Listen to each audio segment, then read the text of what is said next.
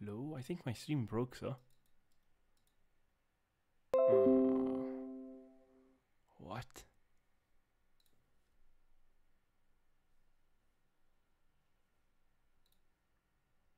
Okay, it's back.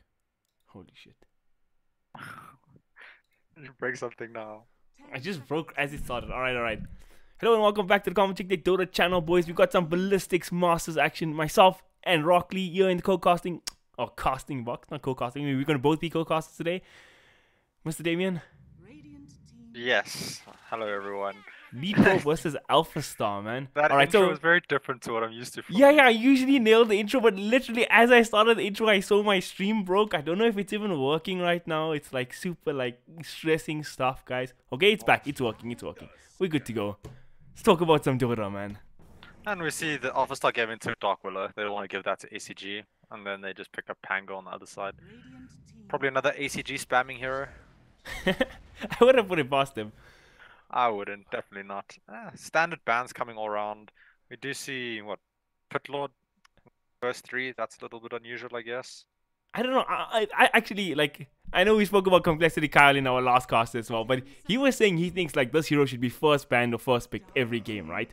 I don't know about first pick, but like I think this hero like in a scale of like 1 to 10 in things of like what it offers you with like tower push, defense, Roshan ability, disengage. Like Pitlord meets so many criteria as a hero right now, and it's just a bit ridiculous, I feel. Yeah, and he's an extremely tanky frontliner. He has a disable, he has damage over time, he's tanky as all hell. Like, yeah, it's a good hero. He is abusable in lane though, I guess. Some Yeah. senses. You do have to commit a support though, to at least forcing him out +1. Like, nobody can really do it as a solo, like just zone him out completely. Because if he gets to level 3, he just throws his Q down and he gets farmed. I was watching my main man, Old 11, play Pitlord in the off lane, watch him die 5 times in the first 10 minutes in the laning phase. At like 10 minutes, he's like sitting on 4th on net worth, and I'm like, what? What is going on in this game? Yeah, but Old 11's like known for that, for like dying multiple times in the off lane and then just coming back to the lane and being like, yeah, I got my levels on my farm somehow I don't know in how the he does it, Falcon. dude. I don't Yeah, know how he does nobody it. knows, but The, it's his playstyle. That's how he plays. He's known for for sure. it. High risk, high reward player. So the first man, Dragon Knight, is not something you see all too common from Leetpro, but I kind of like this feeling, right? Obviously, Leetpro coming into this game, sort of like favorites. They want to like assert their dominance, and at least without a Dragon Knight in the middle lane from ASG, you know, there's a hero like Dragon Knight's not the easiest hero to gank, even as a Tusker. So I don't know. Maybe that's the sort of thinking behind the Dragon Knight first phase ban. I don't know. What's your logic behind that, Damien? I think it's just an all-round good mid laner, right? You can't really lose that lane that hard. Like, you don't really win the lane. It just becomes like a farm fest. But what it does do is it forces your mid laner to stay mid, because the second you leave, he just uses his Elder Dragon and takes your tower. Maybe they want to have a maneuverable mid laner that can move around and they don't want to have to worry about that. Could be a reason. Maybe they just want to put Deputy on a mid that just absolutely crushes the lane and it's kind of hard to just absolutely destroy a Dragon Knight. So we see a lone druid come out from Leetpro. Okay, so I've got the inside scoop here. Okay, so back in the day when TKC was playing for Bravado for that short stint at the start of the year, Depi and Santo were having a discussion within each other who needs to learn to play lone druid in the team, and it was a big argument because neither of them wanted to play the hero, but both of them thought it was a good hero to play. So just a funny fact I thought I could add to stream. Yeah, it's one of those good heroes. It's good. You know, it's really good against teams like Leetpro when they know they're facing a team that's not seen as the likely winners of this game. You pick something like Lone Druid who just farms 18, 20 minutes, comes, he has his radiance, and you just start taking all the towers on the map, and you just put so much pressure, and the game ends at like 30 minutes. So maybe they're looking to just end the game real early. I don't know if you've seen the new build on Lone Druid, how the pro players are playing him now. They play like super high tempo build. They go HOD Maelstrom, HOD Dragon Lance on the Druid, and then they just play the bear with the Orb of Venom, and they play the Druid like that. So it's like sort of like the pee Druid. Yeah. But you have an extra minion with your HOD and lots of Yeah. regen. Yeah, I have seen that build a few times. If you can micro really well, it can be really good. Yeah, I feel like it's just okay. Obviously, it takes a lot of high skill to play that, right? But I feel like it makes the hero so much faster paced because you're not sitting farming radiance for the first 20 minutes of the game. You're actively doing stuff, and like when pro players play this Druid in the right matchup, in 1v1 matchups, Lone Druid is like devastating, man. He's just such a strong laner. Yeah, if he's put solo against any one of these heroes right now, he should have free farm, absolutely. Like, Magnus can't really contest him, Juggernaut's not going to do anything to him. Like, maybe Magnus plus Sanking, but then you're facing up against a Tusk of Bane, like... I feel like they're going to really struggle to put pressure onto this Lone in the early game. And if he starts to farm and gets a lot of items, he can just run away with this game and take towers real fast, put his team in a good position, and then with all that pressure and map space that he creates for his team, they just go high ground and end. Definitely, definitely. I like this draft from ASG as well. It's like very straightforward heroes here. You got this Mag Juggernaut combo, big team fight with the Sand King paired up with the Magnus, and you have Dark Willow, a super strong laner, and I think it's Cypress's best hero. He climbed. Okay, we started playing ranked together at some point at the end of last year. We were the same 3K scrubs, and at some point I got tilted and I stopped playing, and he carried on playing, and he ranked 1,000 MMR in the last like 3-4 months without boosting. I think in SA it's important to say that right now. Yeah, boosting No might shade. be a problem in SA. No It's shade. a big problem in SA right now. Actually, all that shade is deserved. Holy crap. Yeah, when you go to those pubs and there's like a Divine 5 and you're just like, I'm only Divine 1. And then you stomp all over him and you're like, who boosted your account? This might be a bit of a It's becoming problem. wholesome boosting now, Damien. The other day I saw somebody sharing links where they boosted from and everything, and I was like, wow, SA is moving forward, man. Wholesome community. Yeah, helping each other get to the high MMRs Oh, through yeah. Asian players, I guess. Russian boosters, man. Russian boosters. Yeah, Russian boosters. I feel like you're going to lose MMR if you get a Russian booster. Ah, that's too But yeah, funny. they got like simple combos. You know, they got the Sand King plus Dark Willow really strong. Can generally pick kill anyone in the game with the amount of magic damage coming out of those two and the amount of disable and stuns. Juggernaut Mag, so Juggernaut has somebody to empower him that he can just farm faster, do more damage in team fights. It's real good. But the thing is, on Leetpro's side, they have these real pressure heroes. They got the Pango, causes a lot of chaos. You got Tusk, lots of chaos. Bane that just destroys a lane generally. And they pick the Viper. They know this Bane wants to camp mid and enfeeble him and spam him, so they pick the Viper. Strong laner. I don't know. Would you I put the don't Lone know. Druid versus Viper mid? I probably would. I feel like Lone Druid can lane against Viper mid, right? But like, when you're playing Viper against Bane, if Bane goes in fever level 1, does Viper even do anything though? Yeah, a little bit of slow. A little bit of dot slow. damage. So Yeah, like you're that picking would- this Viper hero and then it's not going to be that strong of a laner.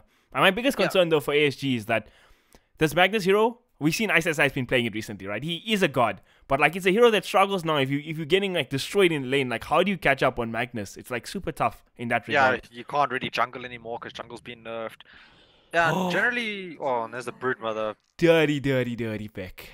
Oh, I it's like such a it. good pick this game. The only thing they really have to deal with it is Sand King and Mag. So are you gonna now RP this Broodmother to blow him up in every fight? And then if you're using your RP, do you have enough to like beat the rest of the team? Broodmother just gonna put so much pressure on the lanes. I feel like Leetpro have a huge advantage in this draft. All right, these guys all got funny names right now. Falling, is that? Falling Okay, that would is Deppy. be That's Deppy. Deppy, That's Deppy. yes. All right. So Deppy on the Broodmother mid. Okay, so ACG's you would playing try to send Mango. this Mag to lane against it, or the Sand King to lane against it. Viper can't lane against that. You can't put Viper versus, so you want to put something like Sand King +1, I guess would be your best option, but that's What is a not even plus that. 4 Sand King though? Yeah, it's a +4 Sand King. Offlane Mag. Looks like a mid Viper. He's gonna have a real shit time. Right. This is a rough game for the ASG boys. That last pick, Yeah, their Brood, lanes man. are just so strong on Leetpro with the Bane to like just basically win one lane, and then you got Broodmother who's gonna win another lane, and then there's Pango, so you can't really shut him down with your heroes because Pango's like super maneuverable. And yeah, you can see there he's level 8 on his Pango. Chad obviously spamming that hero. Or ACG, sorry, not Chad. Or All both. right, so here's the main thing. Okay, I'm gonna say for ASG, I think they feel like they safe lane, tri lane, if that's how they played, is like super strong. This Juggernaut plus Sand King plus Willow lane can't lose to anything, even if Bane shows up, right? Yeah, So- even if Bane shows up, they can't lose to it. They can shut down the Pango, but if you do that, you are basically guaranteeing to lose to other lanes. Yeah, I feel like this is Broodmother pick is really troublesome. If they can sort of come out right somehow in the Broodmother lane, and then get that Juggernaut farmed as they can, then they could be okay. But I don't know. It's gonna be an uphill battle against this Brood for sure. Yeah, that Broodmother pick is gonna throw such a like curveball into this game that I just feel like it's just gonna make so much space for Leetpro that they can just free farm all their heroes, and then once they get this Lone Druid up plus the Broodmother, they're just gonna push down towers. Oh, Damien, you got a cheeky shout out here in the chat from Mr. Shadowtrix. Yeah, never invite them to pubs. For good reason, Shadowtrix. For good reason. No, I'm just kidding. I'm just kidding. I play like maybe 1 or 2 pubs a day max. So And I generally games play them solo. up, live and ready. Nothing too fancy going on. These two new heroes kind of trading up with each other. Which one is more broken, Damien, in your opinion? Professional ex-master's opinion going on right now. Oh, but before we get to that, Sand King, okay, he's fine. He's fine. I feel like Pango in this game will be a lot more broken, just specifically because he's probably going to do what all the pros are doing on Pangos, where they go that pipe Crimson Guard build. They don't go for the damage, and then they get the blink, and they just like make their team tanky and disrupt team fights. They don't even worry about damage that much, and just lets the team kill everything for you. And if he does that, I just don't feel like Dire's going to have the damage to win team fights. Yeah, I mean, your main source of damage is just a Juggernaut with Empower who's going to be like dishing out the deep. So if you can get to that stage, I'm feeling good for ASG, but like till then, it's going to be rough now. Yeah, they're going to to need some good RPs. trying to pull this wave. Namaste, he says, but Cypress going to stun him up. But I think this is going to do the job. This is more than enough. He's pulled it. Yeah, he's going to pull it. He'll get all that experience on the tower, deny some waves. Jug's going to try pull his creeps behind his tower, you know, and this just becomes a farm show. And then bottom, Viper's in a lot of trouble. Oh, Harry the Hams, is it going to be first blood? Ham getting the block off, but it's not enough. TKC Dora going to secure the first blood. Can they get a second though? They're going to try for the Chelsea. No shots. Ham is going to walk away. So that was two Ham from players. TKC. Yeah, it's two Ham players. It's cheeky from TKC. He just held on his brain sap, and you saw as soon as the self came out, he goes and uses his brain sap. You know, two birds with one stone. So he's not going to be happy about that. And yeah, this Viper is not going to do much in this lane, but they put the Mag against the Broodmother mid, which I don't feel like Mag can do much in this lane either. Yeah, I feel like Mag at the couple of, like, I understand the thinking, right? You has power to like clear these creeps, but like in the early stages of the game, I think if Broodmother gets 3 before this Mag, it can be really tough. Yeah, and if he's maxing out in power and Shockwave and the Broodmother actually decides to go on him, how does he get away? Yeah, that is a good point. That is a good point.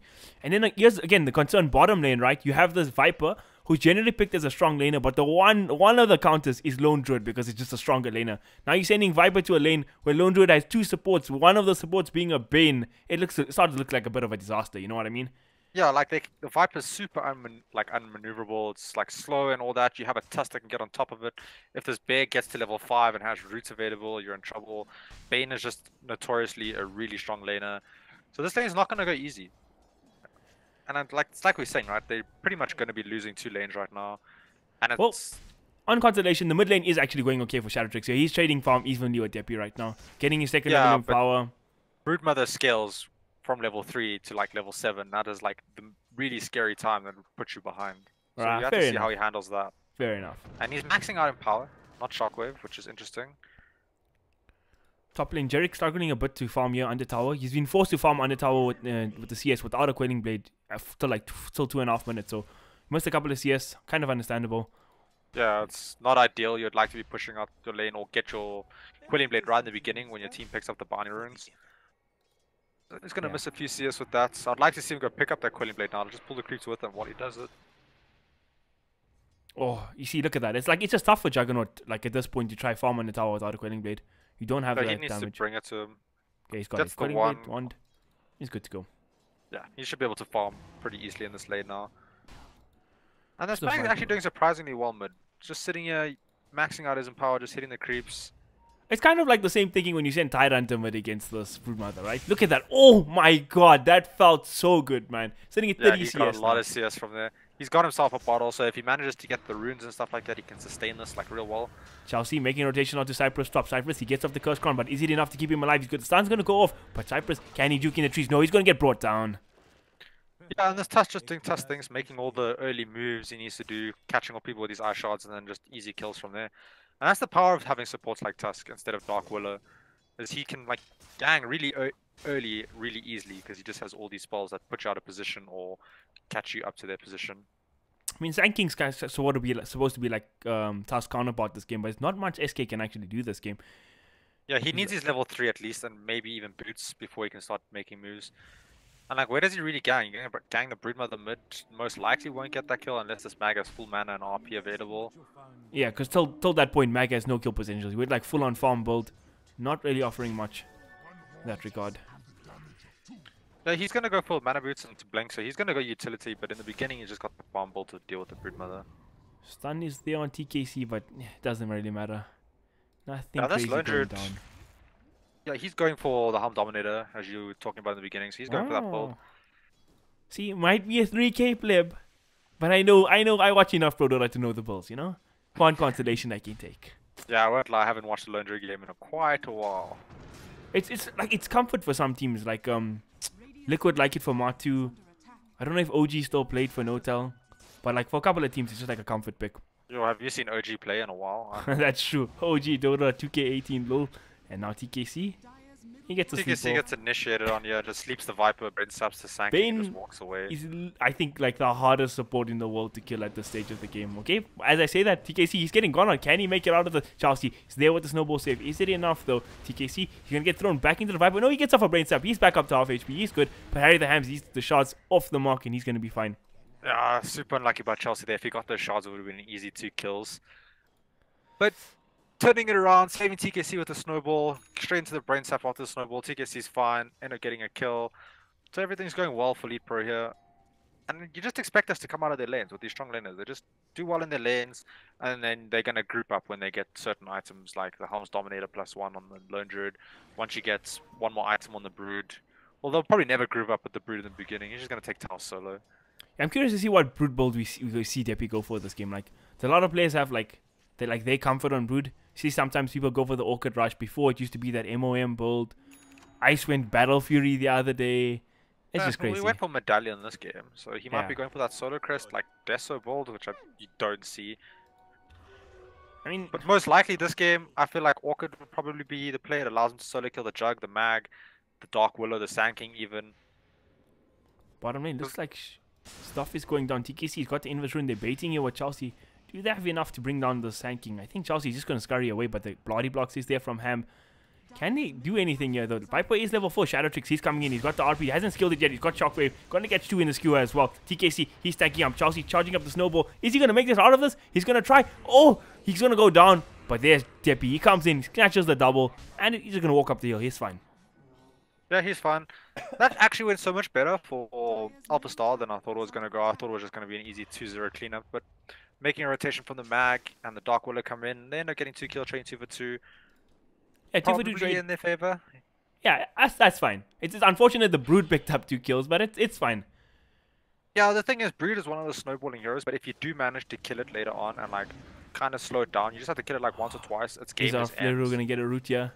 Oh, no root from the bear. Feels bad, man. But I get what you're saying. Like, it's like Brood kind of feels like one of those heroes that deaths feel a lot worse than it does on most other heroes because you just lose so much when you die. Yeah, like it's one of those heroes like an alchemist, right? But if you stop that snowball for like 2 minutes, it just struggles to start again. Cypress, oh, Chelsea off the marks of the shots again. But Rusty there, all the SA pubs not keeping him in shape here, it seems. Yeah, I'm sure he spams SA pubs all the time. I think Chelsea's the one person. I usually flame like people playing SA pubs to get better, but I think Chelsea's the one player I know who plays SA pubs and is still like really good at Dota. Don't understand, man. Yeah, have you seen him play StarCraft? That guy's crazy on StarCraft. Oh yeah, we actually saw that. It was quite a spectacle. Yeah. Watch it together. RDK. Sorry, I can't remember. It was at the energy event. Yeah, the energy event. Yes, that's where it was.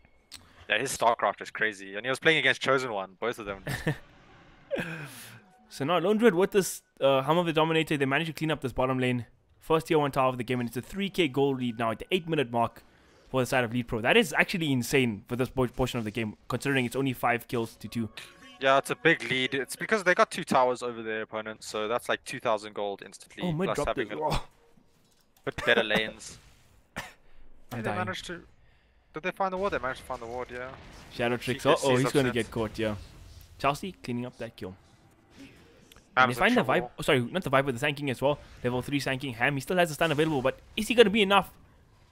Deppy's going to try walk him down. And I hear the Pango charging up the vehicle. He's going to Namaste. He's coming in. He catches the Viper. Oh my god, the burst damage. Yeah, and here it is. Like, rather 8-minute mark. Not even like 13 when I thought they were going to. They're already pushing these towers. Like, normally you wait for like at least the 10-minute mark for the first Siege Dragons to spawn. But they've got Siege Dragons and... Yeah, man. RDK got his own Siege Wagon here with the HOD. Yeah, now it's just... They're just going to be hitting these towers, taking them, getting a progressive lead, control the map, and then just go high ground. Yeah, Alpha Star's gonna need to make moves like real soon. They can't just be playing this game, but their supports are like level 3 and level 4. It's really hard for them to group up. They've like Viper's not even level 6 yet at 9 minutes. It's super tough. And okay, like this Juggernaut's going for this Battle Fury build, right? Like standard practice on Juggernaut this game, but like when you're playing with a Mag, is it like still the way to go? To be honest, I don't see Mag that often, but in this game, yeah, go utility. TKC gonna get solo killed here by Jarek. Can RDK do anything to get get return kill here. Bear's coming in. Can he get the root off though? RDK with the RNG. First hit root. Watch this. This is RDK classic. Oh, he didn't get the first hit root. I'm disappointed. And now Cypress, he's coming in. He gets off the Curse Crown. Can they burst on RDK? He's just a little druid right now. But he's fine. He has 13 HP regen a second. He's got a wand. He's got tangos. You're not going to be bursting this guy down. Especially without your Dark Willow being level 6. Oh yeah, only level 4. I was waiting for the bedlam to come out, man. But it's only 10 minutes in the game. Pause 5. Understandable. But Harry, sorry, the other Ham is just level 3. This is a disaster for him. Where's the tome gone? Yeah, he's having a real tough time finding levels. They're just having a tough time all around, having their supports to have an impact in this game to do something, because they just can't really kill anything. And Viper being got on at the shrine.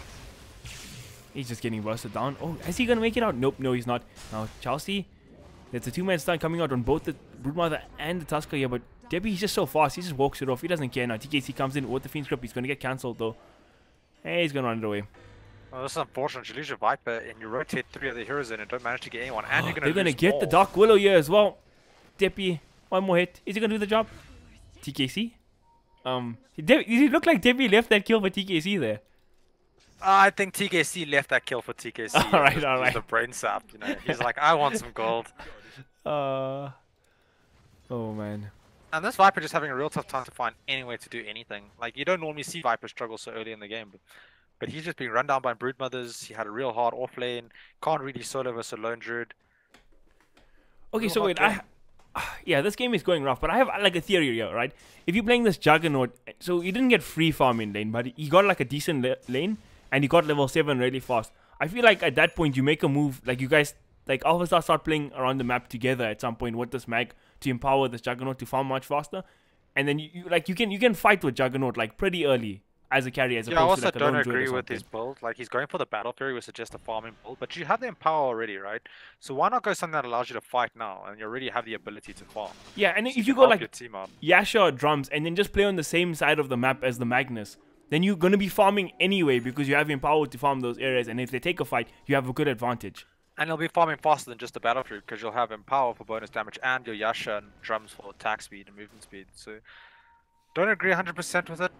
Some people are just stubborn and like to go straight Battle Furies. TKC being caught out. Here. Viper gonna ultimate. TKC, can he make it out of this? No, that's committing a lot for him. He's gonna get busted down. RDK is like, I don't want any of that, boys. Yeah, they committed 4 heroes to kill a Bane. That's not too bad for Leetpro. You know, other people are farming outside the map. They'll be clearing out Ancient. You got Chelsea on the Tusk just farming bottom. So this is going perfect for Leetpro. They don't mind if they lose a Bane every now and then who's just running around warding, just trying to secure lanes. And they're taking mid tier 2 right now. Man, Deppy is actually huge right now. 105 CS, 12 minutes into this game, and almost has his Destiny to complete it. Just how much gold? 800 gold off having a Deso. And when he gets that, that's Roche opened up. But now, Leetpro, they're going in and they're going to commit the RP here. Can they burst down Deppy? Shane Stun is there. Omniside coming out, but unlucky bounces for Jerick. And Deppy, he's going to scurry away. He's fine. And the Pang is here in the choke point. Endless stuns from Mr. ACG. He's going to be fine. He's going to walk out. Deppy, he looks like he wants to re-engage. Oh! The Terrorize is there onto Deppy, but it's not enough. First hero going to fall. Actually, make that 2 heroes to fall. Cypress and the Sand King. Yeah, unfortunately, if you use everything on one hero to kill him and you don't get the kill, you're going to lose that fight. Jerick, he might be in trouble here as well. They're going to try to dive him. Deppy, he doesn't care. He's going to walk in here. He pops the ulti. He wants a man fight. He's going to get skewered under the tier 3. But does Deppy really care? Nope, he's going to fight. But he might just go down here. That's a big kill. Broodmother going down. No, they killed the Broodmother, but overall, it's still a Leetpro win. They did get multiple kills, pushing the enemy back into their base. They have this Lone Druid just pushing top tower farming. He's not even part of this fight, so it's 4v5 at the moment. Oh man, he actually gets the tier 2 solo. Alright. It's all good. Chelsea trying to go for cheeky play there. Unfortunately, doesn't work out. He's going to fall down. A casualty for his team. Yeah, he tried to use his eye shots to get vision of the neutral creeps so that he could snowball to them to save himself. But the creeps moved out of the vision, so he couldn't snowball to them. That's such a Chelsea play. He loves his next level moves like that. Now Cypress, he's going to walk up high ground. He's going to scout out the LT. What can they do? I thought RDK was walking into TKC to stun him there. Oh, but he actually gets stunned up now. Sand King's here as well. No epicenter available. He has the mana for it now, but he's going to get locked down by the troll. Entangle's there as well. Can they bring down Sand King? TKC, he's just going to straight up TP out. Is he going to make it out? No. Another kill for Jerick. 4-0-1 in the Juggernaut. He's getting some kills now, which is real good. This is exactly what they need to do. They need to run around, they need to get kills, they need to be active, use their spells. They can't just let this be a farm game because they will lose that real bad. Yeah, Leetpro playing a bit sloppy right now. These heroes just sticking around like 2-man, lone druid. And ACG going for the top. old Pango build, went for Blink and going straight into the. He went for Mana Boots and he's going into the Javelins and then he's going into Blink. So he's not going for that utility Pango that we see people like Universe do. Yeah, I feel like in this game it's fine though. Like, you put out a lot of damage. Your team's not really dying unless they make like crazy plays. Now you see Roche come out. Yeah. Take real easy, real fast with all their minions and Brood with the Desolates and Medallion, just minus that armor, it takes it real quick. And there's not much Alpha Star can do about it. Like, Jared finds a kill onto Chad. That's a big one. That's a big kill. Like, you don't want to let this Juggernaut get too big, because if he does get to that like huge point, he does destroy Lone Druid. Like, he'll kill that bear real fast, no problem. Kill the like Lone Druid hero by himself. He can take on Broodmother, who's not the best scaling late game core. You don't want him to get too big, so they need to watch out from just feeding him a bit. Yeah, Jarek's team is 7k net worth behind, and he's only 800 behind Deppy's Broodmother, who's at the top. So that just shows how well he's actually farming and doing this game. 5 kills. I mean, he's got Yasha Battle Fury phase boots before the 16-minute mark. That is a respectable amount of farm. Yeah, so he's got a lot of farm. He's looking poised in this game to carry his team. He just needs his team to get a few more items to be able to tank up a bit, get their spells off in fights, and he'll do all the damage they need. Just need to get to that point. Pang's got his Blink Dagger now. ACG spamming his ultimate and cancelling like a cheeky player he is. And now that's just ACG things. TKC is in the area, has Fiend Script available. Do they want to make this move on the Viper? Nah, I don't think they're going to go on this Viper. He's going to go back to base now. Okay, he's just going to farm his creeps. They're making a move on Lone Druid top though. They are smoked, 3 heroes smoked. They're RP him. There we go, RP's there. Can they burst him down? Yeah, that's a dead LD. As I say, that Deppy, he walks into 3 heroes here. Does he want to actually do this? He's going to get stunned up by the Curse Crown, but they don't have nothing to follow that up. Yeah, they decided to leave him alone. I don't think like that the damage to kill him anyway. It's probably the smart move. Not give time for his team to rotate to help him out. So they get a nice kill on Lone Druid.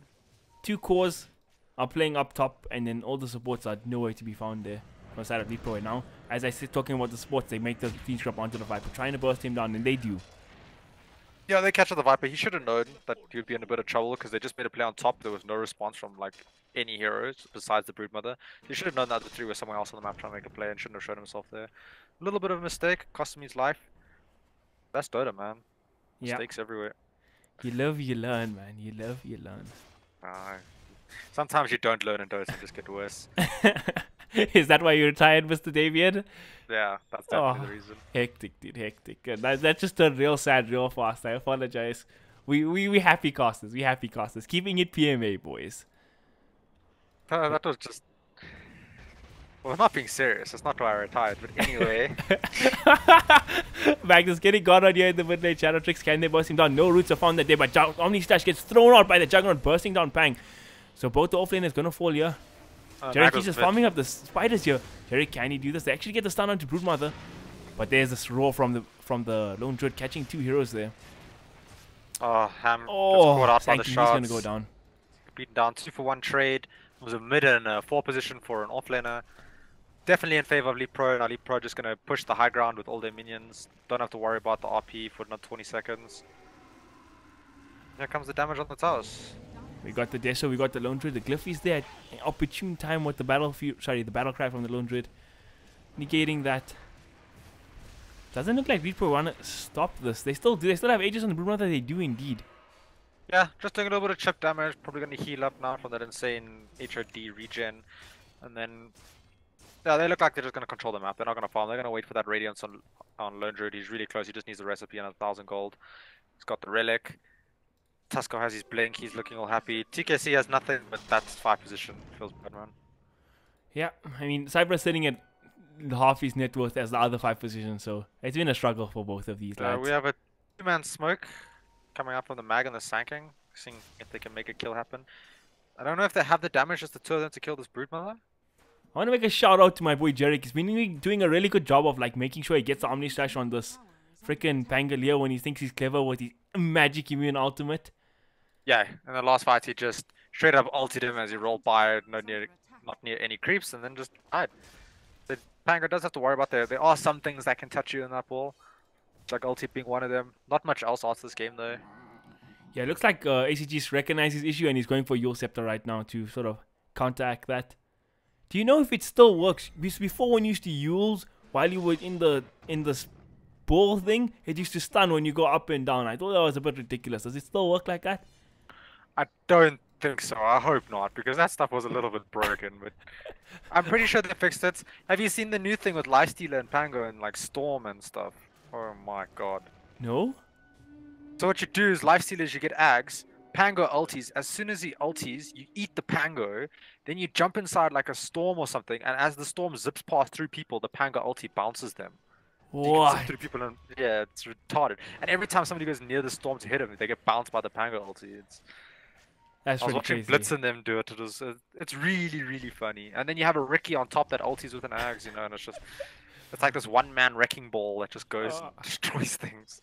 TKC and ACG played a ranked game the other day together. They found each other, and ACG was playing Ricky, and it was like a 60-minute epic, and ACG went Ags Ricky. It was quite funny. The meme builds, dude. When you get to games like that, you gotta just meme it up a little. Yeah, dude. When you're in ranked, no build is too crazy. Oh yeah, you see it all there. And right now it looks like Leetpro just farming, getting that network lead up, 9k gold ahead, waiting on Roche most likely would be the next play. Wait on Roche, then try to finish the game. They got the Radiance on the Lone Druid Bear. No, they don't have the Radiance on the Lone Druid Bear. I lied, just picked it up. Yeah, that's a big purchase. Yeah, this is probably their time. You know, push Alpha Star Gaming more into their base, just farm it up a little bit more. Maybe wait for the next Roche. Going for BKB as well. So I think the Yeah. timings will all come together. BKB, next Aegis, and then you can just like pull down a lane.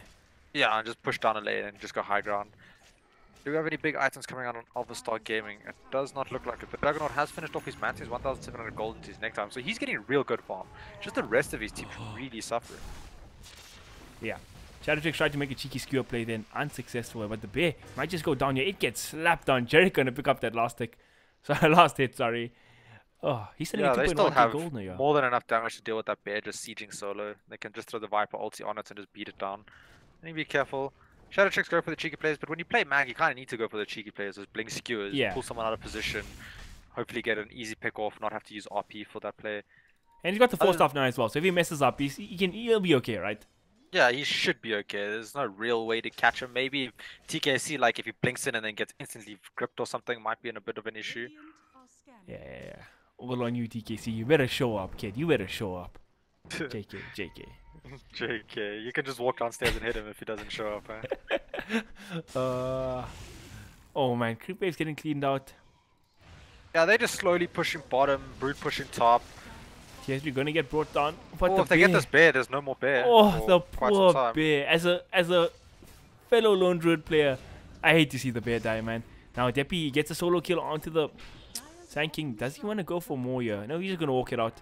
Mag That's really trying to deal with interesting. him. Like Sand King could have just sandstormed under his tower and stayed in Viz. Deppy doesn't have any vision there, and that way just stop him from pushing the tower. Ends up getting caught out. Not ideal. Yeah. Because he's so far from his blink, he's still like another 500 gold or so. He needs to get that. They really need that like instant initiation and teamfight presence from that blink to follow up with the RP. Yeah, that would be a really big purchase. But like, it's hard for Alpha Star, right, and the Sand King, because he's not allowed to leave his base ever. Like, there's nowhere to go for him to like sort of farm or anything like that. You just missed some PogChamp plays bottom.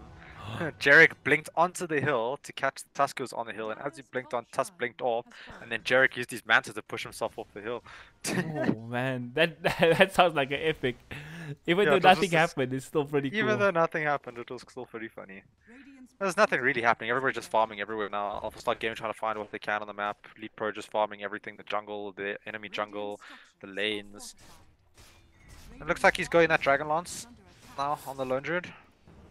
All right. ACG charging up the roll. He catches one. He's going to catch the other one. Magnus again. No, he actually didn't get the bounce the second time. And then Magnus, he's going to put his RP, but only onto the Bane. Terrorizes there, catching two heroes. And there comes the epicenter, bringing down TKC. It's a 1-for-1 trade so far. Because in the top lane, Deppy brings down the Viper and is pushing down the lane.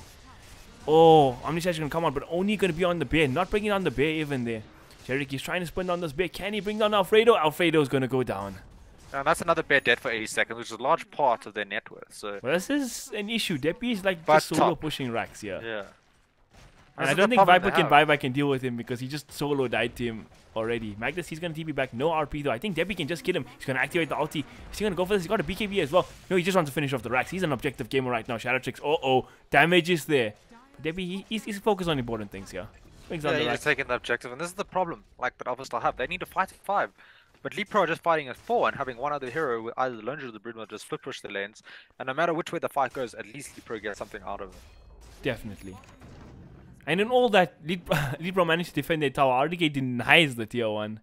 RDK denies it till one feels bad. Yeah, he doesn't have his bear for another 40 seconds, but they're getting, looks like they're preparing to just push again. Roshan is up, so they might just make that play. This is a cheese Roshan as well, so both the cores can have that little added extra life and regen. Oh, feels bad, man. No bear to hit the shrine. It's like 3 supports hitting a shrine. Dude, my most used saying in Dota is, what's sadder than a bear, a freaking druid without a bear, man? What is sadder? You say what is sad, but I've played rank games in the 5k bracket where lungers don't even level up the skill. So, and you kind of just sit there like, wow, I guess you are alone. I'm so funny actually. Today's my day. Let's go. I hope Sargon's watching in stream chat. I'm gonna read the comments after this game. Nah, there's no Sargon in the chat. I've already checked. Oh my god, the group is there on Sanking. He's just gonna get wailed on by RDK. No bear was needed that day, but now he summons the bear and Rax is gonna be on the siege here. Meanwhile, mid lane, Deppy, he doesn't want to be with the team. He's just been pushing the other Rax, but the bear, he's putting on the moves here. What the battle cry, the slow is there. And Omnislash, he gets committed. RDK taking a lot of damage, but the bonds, he's gonna go back, unfortunately, for Jarek. ACG doesn't have the Rolling Thunder available, but looks like the Rax is gonna fall. No, one more hit's gonna do the trick, but they didn't get it. Is somebody gonna YOLO for that? With the RP. Like, RP between everyone. Completely missed. Okay, Deppy finished off mid Rax. And one more hit for the bottom Rax. Yeah, Deppy finished off mid racks. He's gonna take top now. Somebody's gonna run bottom and back to all those bottom racks. Like, sacrifice a life for it. Basically, instantly the game. Shadow Trick Story was clever there with the TP, but he just gets punched up now by Chelsea. TKC though, he's in the front line. He's gonna get crowned up. Chelsea also taking a bit of a beating here, but he's got the snowball as well. Endless life from these supports. Yeah, he's gonna eventually get caught Archer. But he's got... Oh, he gets bashed during the spin. That's unfortunate. Yeah, they're just very maneuverable, really hard to catch and kill. Like, they have to kill whoever the tanking stuns, and if he misses a stun, it's really hard for them to get a catch. ACG has the Thunder again. Does he want to reinitiate? Oh. Jarek's sitting at 5.5k gold right now, but 2 racks is down. Nobody went to go hit that last hit by the melee racks, by the way. Debbie's still farming top. He's like, I got priorities, boys. ACG rolling in. Stunning 4 heroes casually. Almost brought down Sand King. RDK, he might be in trouble. He can just TP out though if he wants. Nope, he's gonna turn into the bear. He wants to fight. No, he gets off the roll. He's all good. Gets off the savage roll. He's all good. They do get a tier 1 tower. I say that. Tier 1 tower gets gloved. And then they should get a tier 1 tower out of this. TKC is here. He's gonna bring down the Sand King. No, wait. Oh no, sorry. ACG, he went down. He's gonna buy back. Leetpro are just like, we're not giving up this tower. Like, it doesn't matter if it's on 27 HP. Dude. Oh, Juggernaut actually gets bashed up here. TKC gripping the Sand King in the backlines as well. Oh, you're just keeping the Sand King. Omnislash is there, but there's the Yule Scepter. Is it enough to last it out? For Mr. ACG, yep, the shards is there. Chelsea with the pro blocks, but nope. Oh, the bashes do come out from the Pangolier. Swashbuckle. And there we go. Endless roots from Alfredo. There we go. RDK with the kill. Dominating now. That's the first death from the Juggernaut this game. That was a rough game. It was exciting, all things considered. Yeah, it was a very rough game for Alpha Gaming. It's just there's just so much push and so much strong lanes coming out of Leetpro that, like, if you fall behind versus this and don't actually have a game plan to deal with it, you are going to be in a lot of trouble. And that's what we saw. It just ended up being Leetpro pushing constantly, and Alpha Gaming not having enough to stop them. Yeah, well, that was game 1, ladies and gentlemen. See you guys in the second match.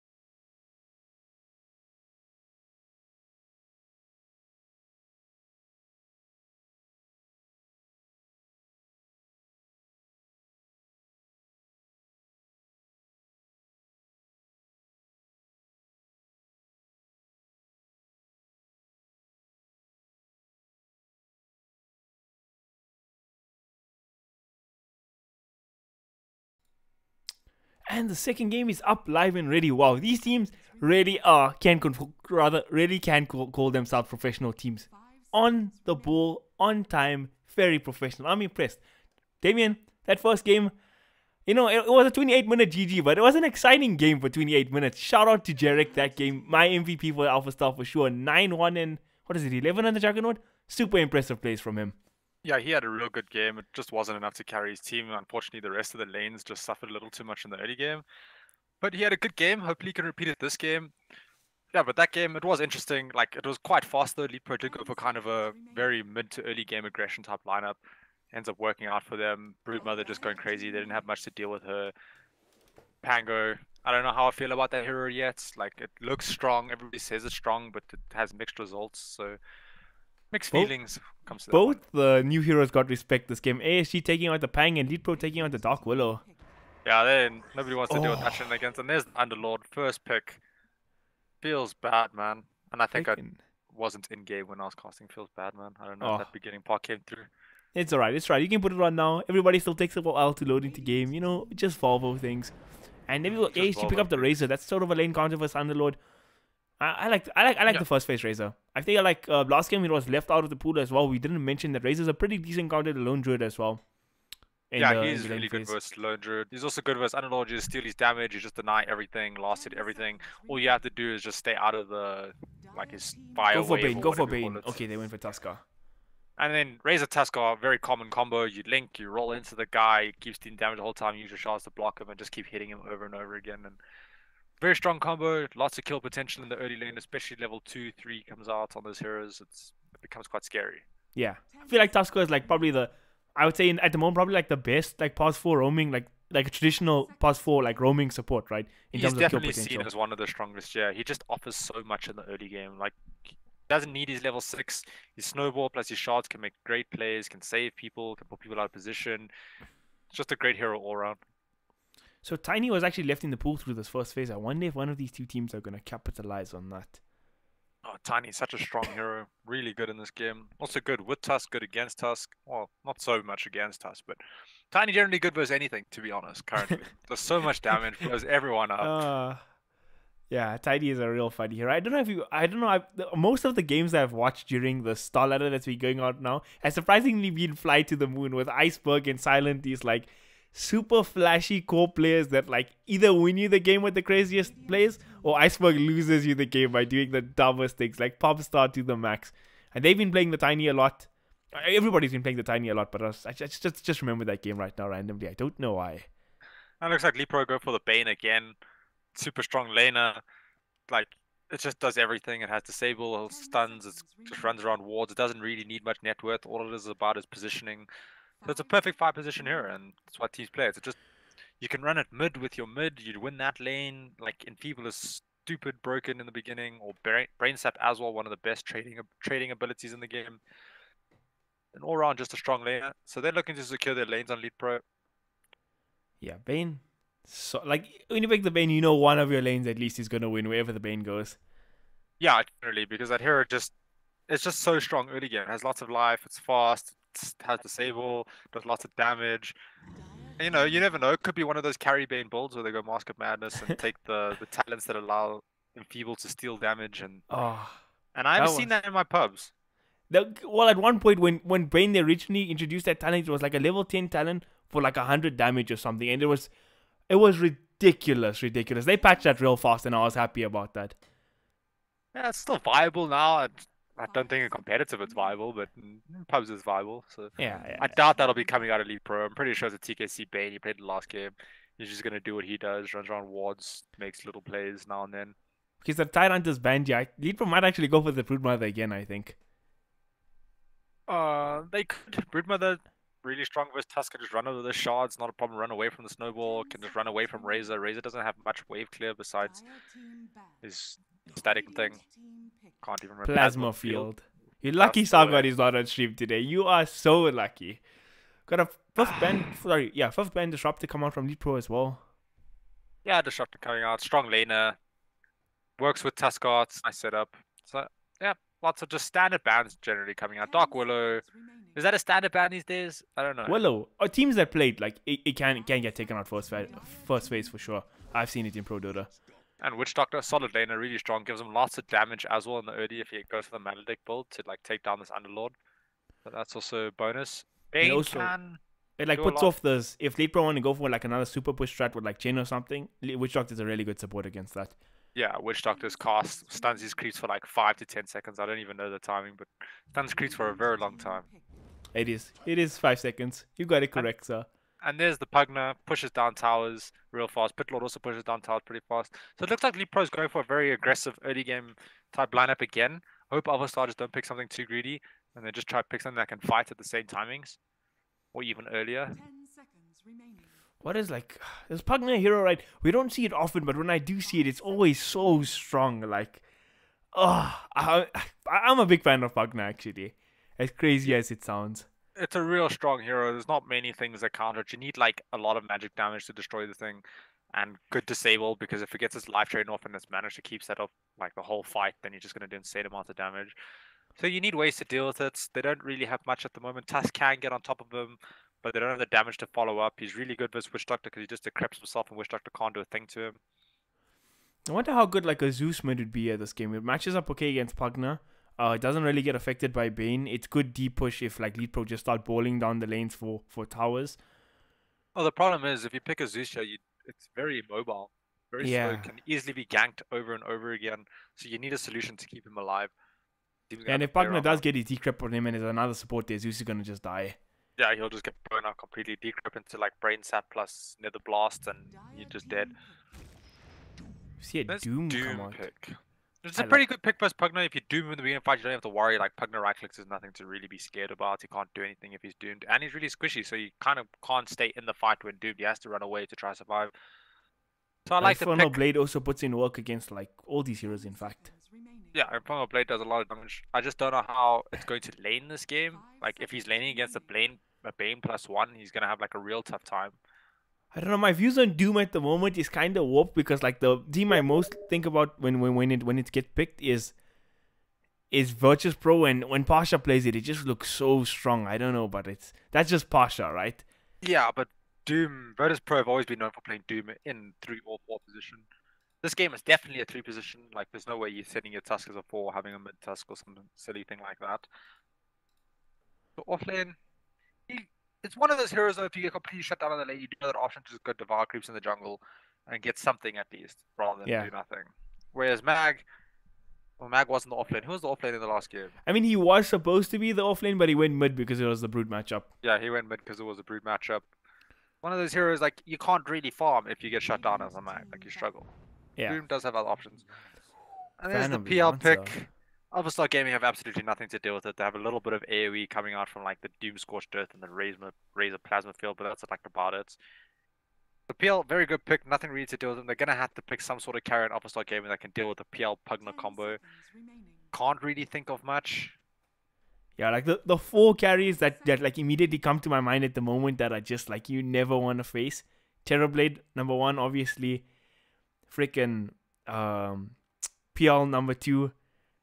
Troll Warlord number 3 and Lifestealer number 4. Those 4 carries, in my opinion, are just like ridiculous heroes right now. Well, Lifestealer is not going to do much against PL, so you're not going to really see that. Yeah. I mean, if you go Lifestealer and you go that Radiance build, it's like okay, but like you don't want to pick Lifestealer into PL at this point in the game for sure. Like your options to take up PL is like Sven, which is terrible versus Pugna, so you don't really want to do that. Terrorblade, pretty good versus PL, but on the opposite hand, Pugna really good versus Terrorblade. Yeah. It's just a hard choice. They choose to take out the Gyro, which I thought would have been probably one of the good picks for Upstock Gaming. Natural BKB builder to deal with the Pugna. Pretty okay against PL in the early to mid game portion, not so much in the late though. And kind of just play this aggressive tempo with that Gyro, but they didn't end up getting it. So now it's going to be real hard for them to find a hero that can like salvage. Alright, I'm opening up my heroes tab here. I want to see what cores I think is like decent against this PL. I mean, Tiny's still in the pool, right? The Tiny is real good versus PL, like in the beginning of the fight. But if the fight goes on longer than like 5 seconds and you have no more spells left and you've used your cleave attacks, you just become food. And you take your mana. Tiny without mana is kind of weak. And yeah, I mean, like, you only have mid-game heroes then. Like Tiny Razor, Doom, Trico is not going to scale at all. Yeah, whereas Leetpro have Putlord, Pugna, PL. Like that scales. Pugna not so much, but Putlord PL scales real well. There's Earthshaker, kind of greedy, poor position, also scales real well with items. So Leetpro looking real strong in the early game and real strong in the late game here. Whereas Alpha Star Gaming, they have more early to mid game lineup. They need something to round this off to either make their early game much stronger or make their late game much stronger. I don't think you can achieve both with one pick here. Yeah, that is a very good point you make there. I know it's a mystery to me at this point what they pick. I mean, something like I mean, even okay, Timberstone's actually not that good this game because Earthshaker's good lockdown. Pugna can just blow him up. I don't know what. Yeah, what is Timbo, they're too mobile. Timbo won't be able to deal with the PL. He'll just run away the whole time, and they have too much control for him. I mean, when good old man Stunt used to play for ASG, he could go for the Broodmother pick, but even Broodmother this game, like if you have a player, assuming like not that good against Underlord. Oh, they go for Sniper. They go for the Sniper. Now, that's super risky because PL can just change up his build a little bit and get a Blink Dagger or just get that talent and just run at the Sniper from super far.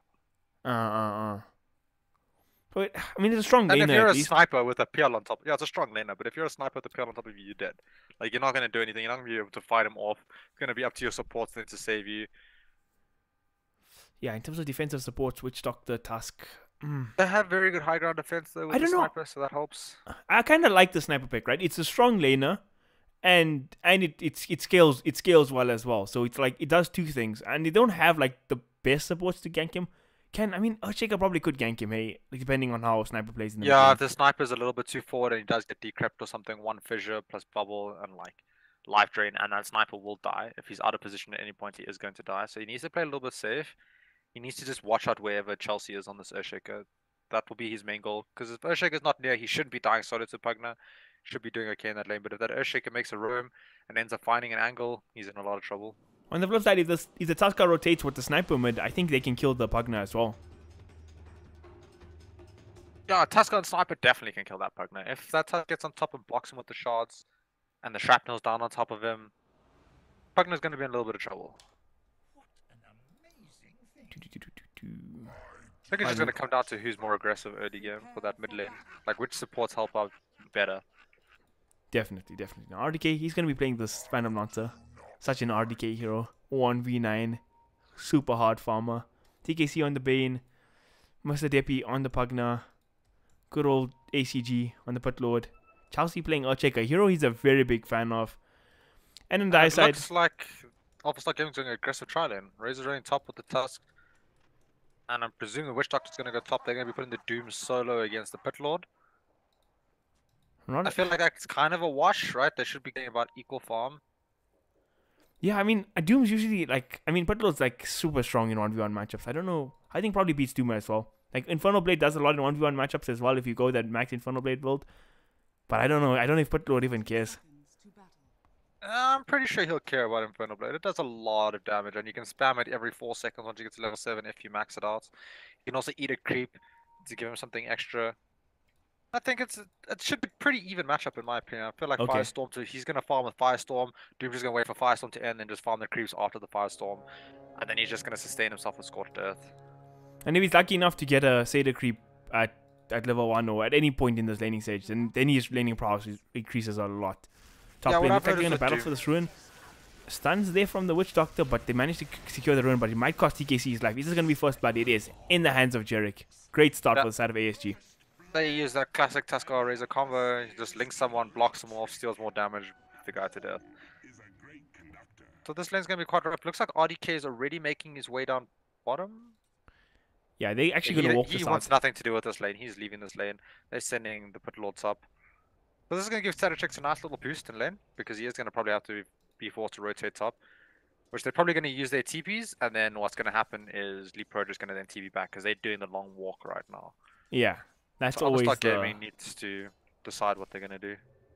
Mid lane, the block was there from Chelsea. Harry the Hams, he's taking a decent amount of damage. Can they finish him off? But Ham, he's going to TP up. Can he save his sniper? Chelsea wailing him down. Oh, but the shot's off the mark, and this might be first kill for Leetpro. They bring down the sniper. Yeah, Ham makes a mistake, doesn't get the block off, and then Earthshaker with the boots just runs down the sniper and beats him with those fists. Chelsea still doesn't care. He's like in between this tier 1, tier 2. Faking out his stud. What a manly man. And Leetpro made the rotation. They have RDK down bottom now. The Doom did manage to get to his level 2 before they made this rotation. Didn't go for the Devour. So he's not looking to eat a creep right now. Yeah, TKC blocked up the small camp as well. I mean, the large camp. I don't know, is it... I don't know. Do you still level the... Okay, I guess he's sustaining in lane. It's fine. I don't know. Yeah, I would like to see him go for something like a Hums Dominator on the Doom this game or something. Just bring that item into the lane so that he can just sustain himself. He knows that RDK is going to spam these lances at him and spam illusions at him. He's going to need some sort of regen to deal with that. Hammer Dominator every hero, every game. That's Dota right now, in a nutshell. Yeah, basically. So I'm just Chelsea trying to just find the sitting mid lane mid. ward. Not going to find it though. Oh, he knows the Earthshaker's here, just chasing him away. There's an Invis rune top. But this sniper actually having a little bit of a rough time here. Yeah, Chelsea's been playing really well on Earthshaker because like it's tough because if the lane's pushing back and you have to walk in the low ground, you're gonna be so scared because if Earthshaker gets a fissure, you know you're dead. Yeah. So he needs to just sit there and play back, and Pugna has a really, really high base damage.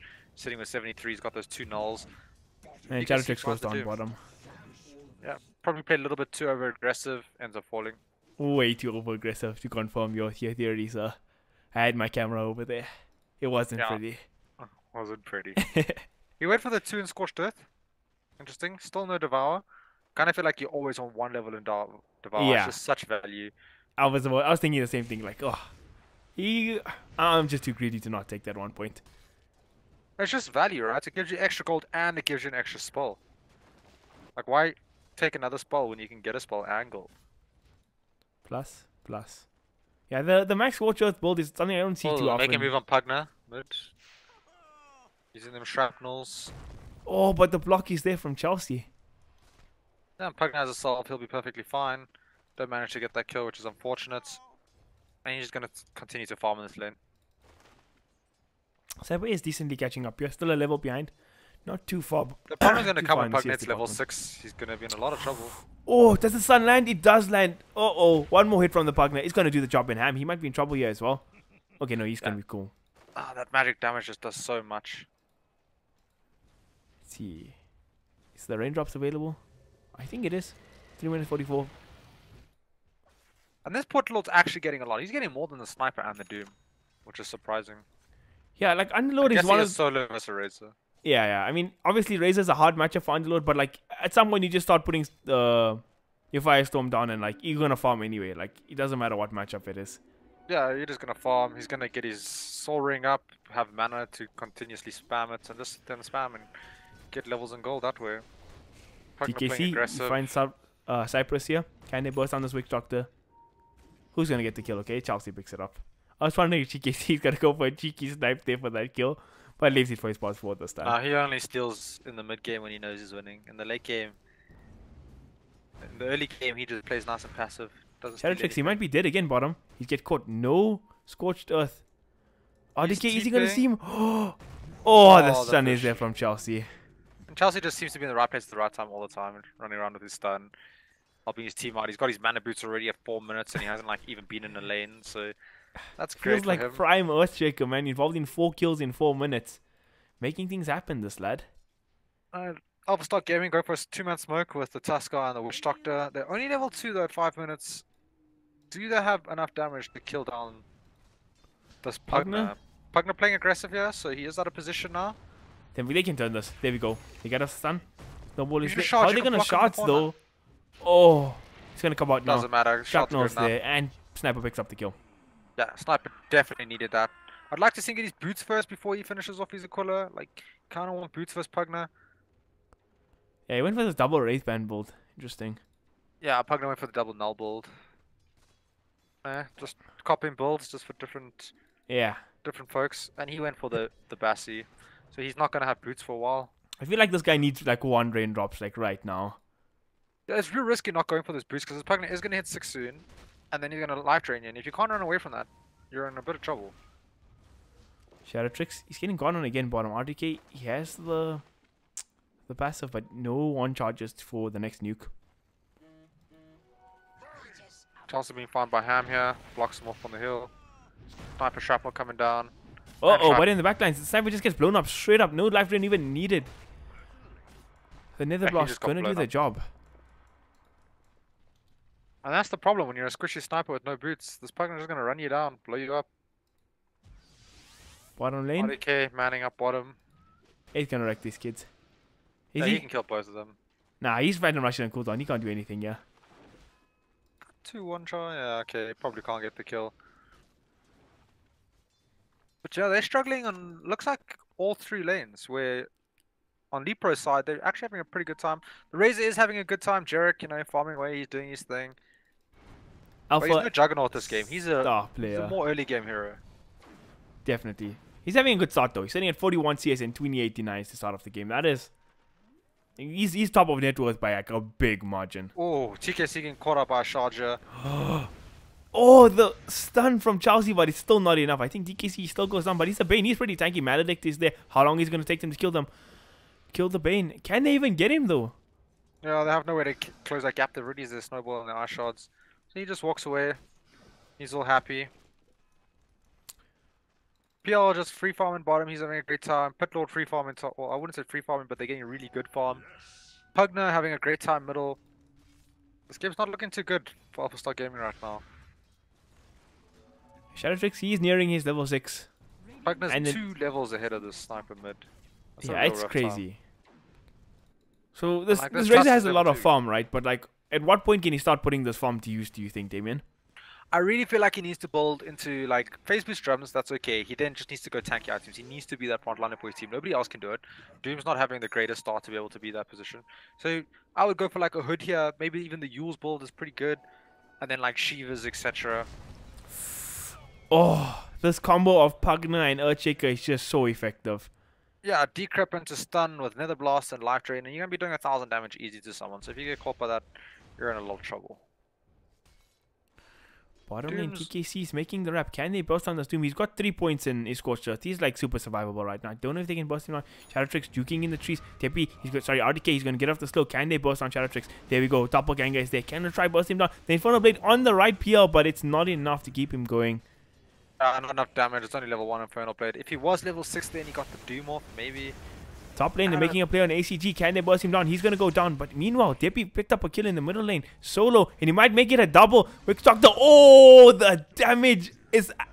That Witch Doctor was at 3/4 HP, and he just got blown up there. Yeah, but 3/4 HP of 600 HP is still like 400 HP, and Pugner's blast is 325.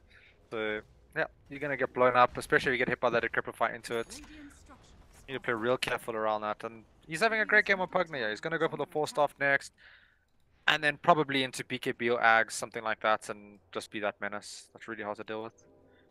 Doom does have his 6 now, so he does have kill potential. So Value Shrine coming out from ASG. They get this Razor and this Tusker back up and online. But like, I like what Chelsea has been doing this game, right? You pick this like super sort of glass cannon magic hero, this Pugner, and then you just have this Earthshaker like keeping him going this whole time. Because if Pugner has a good enough start, he will just snowball you the game, right? Yeah, and that's what you do with an Earthshaker in the early game. Like when you see those games where the Earthshaker is just kind of sitting in lanes, getting experience, you're not doing your job. Earthshaker is supposed to be there for the counter initiations and the initiations. You have long range fissure that can disrupt things and start things, so why not use it in the early game? Bottom lane, Shadowtrix try to make a play on TKC with the Doom, but knocked to no avail. TKC survives on a slither of HP and then just level 3 brain saps it all back up, and RDK finishes off that kill easily. And I believe WoW got a, I mean, Tepi got a kill on this Pugner mid while that was going on. No, he didn't get a kill, but they went on him with the shards into sniper ulti. He tanked through it, then just life drained, and it was fine. Cherokee committed his ulti. Can they get him here? Slow is there from Pugner. Can they burst him though? There comes the... Oh! Okay, this Pugner is actually just going crazy right now. Yeah, it does so much damage. If you get caught up by that combo, you're in a lot of trouble. Shadowtrix. Is he gonna get gone on you? Okay, he's just getting bullied. No real kill potential on him at this point, but he forced out the Scorcher. When did he use the Doom? On TKC earlier. He tried to dive TKC, didn't finish him off, and then RDK just killed him. That was bad, man. Yeah, you really need to be using this Doom in the early game with your team, like secure those kills. You can't be just wasting it and not getting anything out of it. Especially on a support. If he gets away and you use your Doom, like, that's a big commitment and you lose a lot. Yeah, he could have, like, Cypress sort of like made a super late rotation, but that was more to save the Doom than actually try to get the kill. No coordination there. Nether Blast comes out. And Sniper, oh, he's got the raindrops now. He actually survived that. Nice. He's got the raindrops. They're losing Chelsea, the TKC, they're all here. They scout out Shadow Tricks. No level 6 yet on the Bane, but Shadow Tricks, he's gonna go down anyway to the life drain. And now Tusker, he's caught in the middle of nowhere. Nether Blast gonna come down. I'm gonna pop that Tusker. Sniper channeling up the ulti, but TKC's... Oh, is he gonna be fine? No, Maledict's on him. He might just go down. Can he dodge a tick with sleep? No, he can't. He's gone. Nothing he can do there. He was gonna go down. He needed to brain sap something, but nothing was in range. And the fallen Razor doing some chip damage top, so he's having a good time there. But this Sniper, man, he's falling further and further behind. Trying to just get his treads up now, at least. Yeah, and Putlord, ACG also hasn't left the top lane. Like, Underlord is just so happy with these lanes where you just sit and you trade farm, like. Oh, they're diving Sniper tower again. And he's dead. Yeah, one fish into the Pugna Decrypt bubble plus life drain and he just dies. I mean, what do you do? This Pugna is 9-1-1. Oh, that's what you do. No. You doom him, you whack him up with Eternal Blade. And Oh, TKC gets it denied. Oh my god, he's gonna sleep. And he's just gonna walk this off.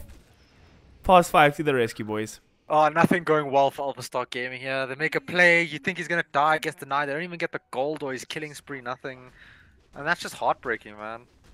Meanwhile, RDK split pushing, pushing down this bottom tower with the siege wagon. Tier 2 tower, mind you, lads. Yeah, his team is just making a lot of space for him. He just gets absolute free farm. Pit Lord hasn't even joined in his team either. He's got himself a Helms Dominator. This game has been like a 4v4 game because these two, like Jerick and ACG, have just been farming against each other this whole game. Yeah, it's been like a 4v4. Made a gentleman's agreement. You don't kill me, I don't kill you. I do think, yeah, ACG has died twice though, so or Jerick might have broken the agreements a little bit. Damn these supports, man. No respect for the farmers. And they're just farming up stacks now. Doom just trying to get some levels, get something. He can't really do much without any mana. And they're just pushing this top tower.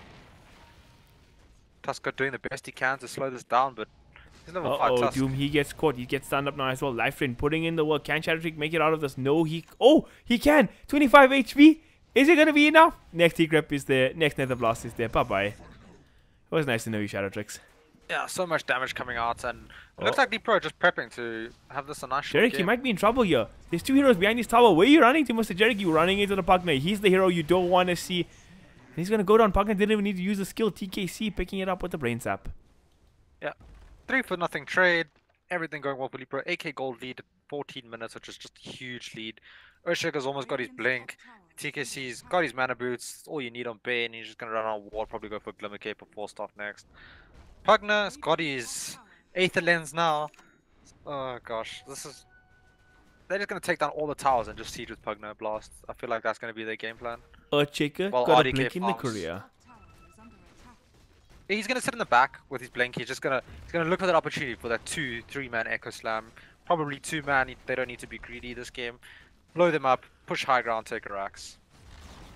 First tier 2 of the game cleaned up by the side of Leetpro, and you're in the top lane. They're just going to go from tower to tower now, leave RDK to farm solo.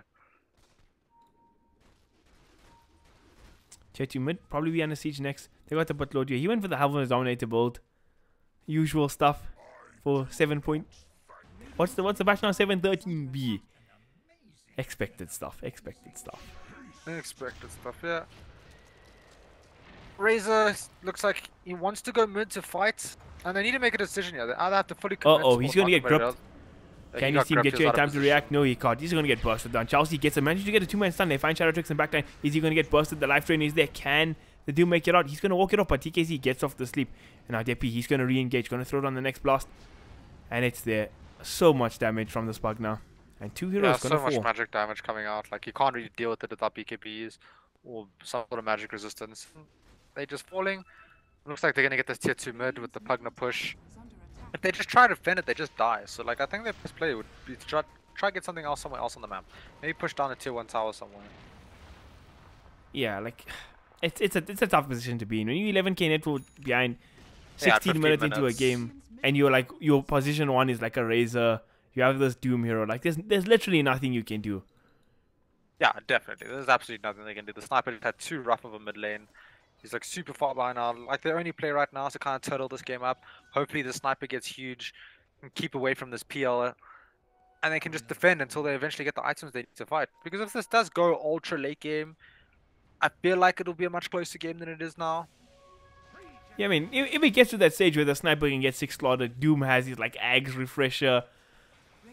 It could be good, but there we go. Chelsea gets the Echo Slam in the creep wave, catching 2 heroes. Jarek, he's trying to make it out, but Ham's there, catching, like, slowing down these ganks, and there comes the Doom onto the Pugner. That's the important hero. But what can ASG follow up with here?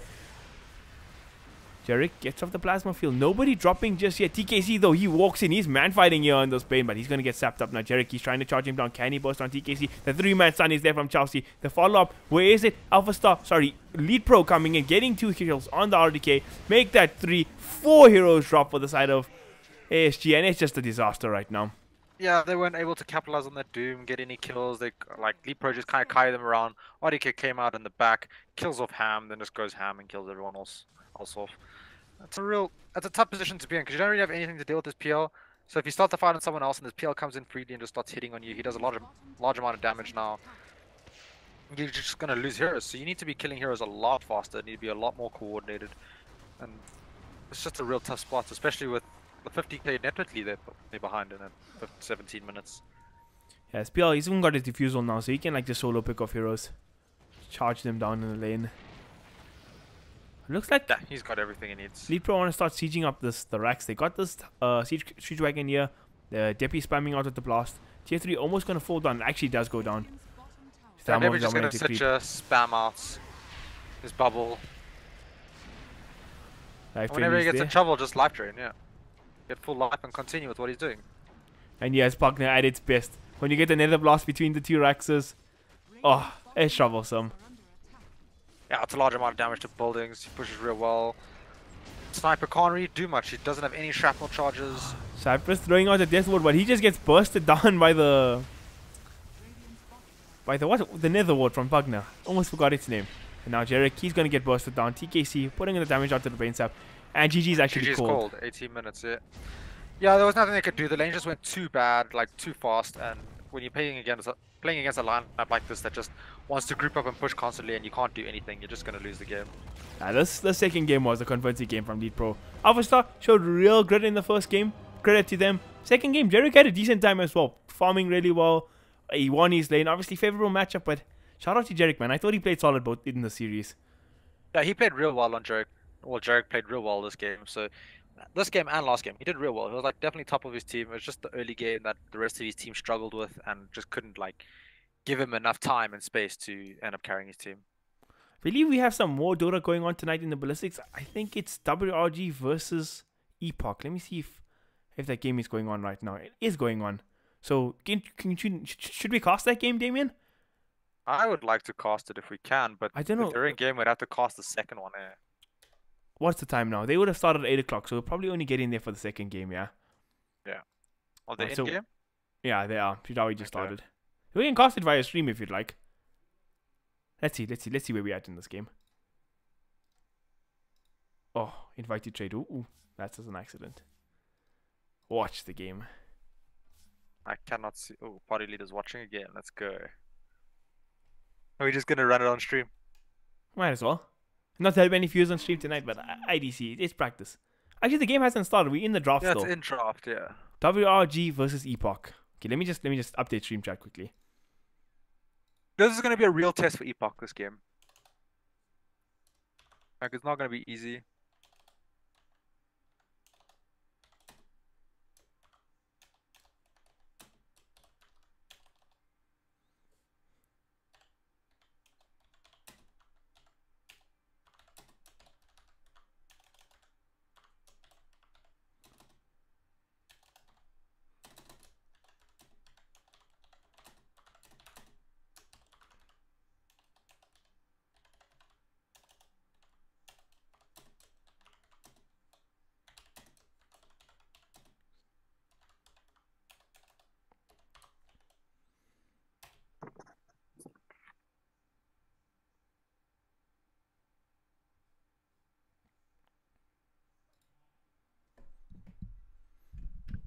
Alright, I'm back. I'm updated the stream chat. We're casting this game, so let's look at the You're draft so Gucci. far. We got Sand King, Winter Wyvern, Juggernaut, Clockwork for Epoch, and WRG got Tusk, Pang, AA, and Luna. Yeah. Winter Wyvern, unusual pick. Don't see that much anymore. Let's be honest here. Like that hero kind of feels kind of dead. It is one of those ultimates that does stop Pango ulti though, so you can use it to stop the Pango ulti, but that kind of feels like a waste to pick that hero just to use the ultimate to stop the Pango ulti. Whereas White Rabbit Gaming of Pango A, that's kind of a disgusting combo. Cold Feet, what? Chilling Touch into Swashbuckle, does a lot of damage. Tusk, AA, real strong combo. And didn't we just see Leetpro run Tusk Pango together? We did? Yeah, we This definitely did. It was nice. Luna AA is also super strong dual lane in terms of like the amount of right click damage these two heroes provide is just crazy. Yeah, and I feel like what WRG is going to do is just secure Luna's farm. Gonna get to that huge Luna state where they just push down all the towers and it's like super hard to deal with. So as we see, our boys WRG are down a castaway because he will be leaving for greener and fresher pastures in the sea region, trying to make it to the pro leagues. And they went and they got Santo to stand in. That's quite ironic. Not gonna lie. Quite ironic, Santo standing in. So who's gonna play the mid for WRG now? Do you know? Would it be Santo? I don't know. This is just a stand-in. I don't think anything's confirmed right now. So for this game, I'm not sure. Probably Walp will play mid and Santo play carry, if I had to guess. You think Welp play mid? I feel like Welp really likes playing carry, and he's a very good captain from that role. I mean, he carry like him and Castaway used to swap like mid and carry anyway. He used to play like a carry hero in the mid lane, but I don't know.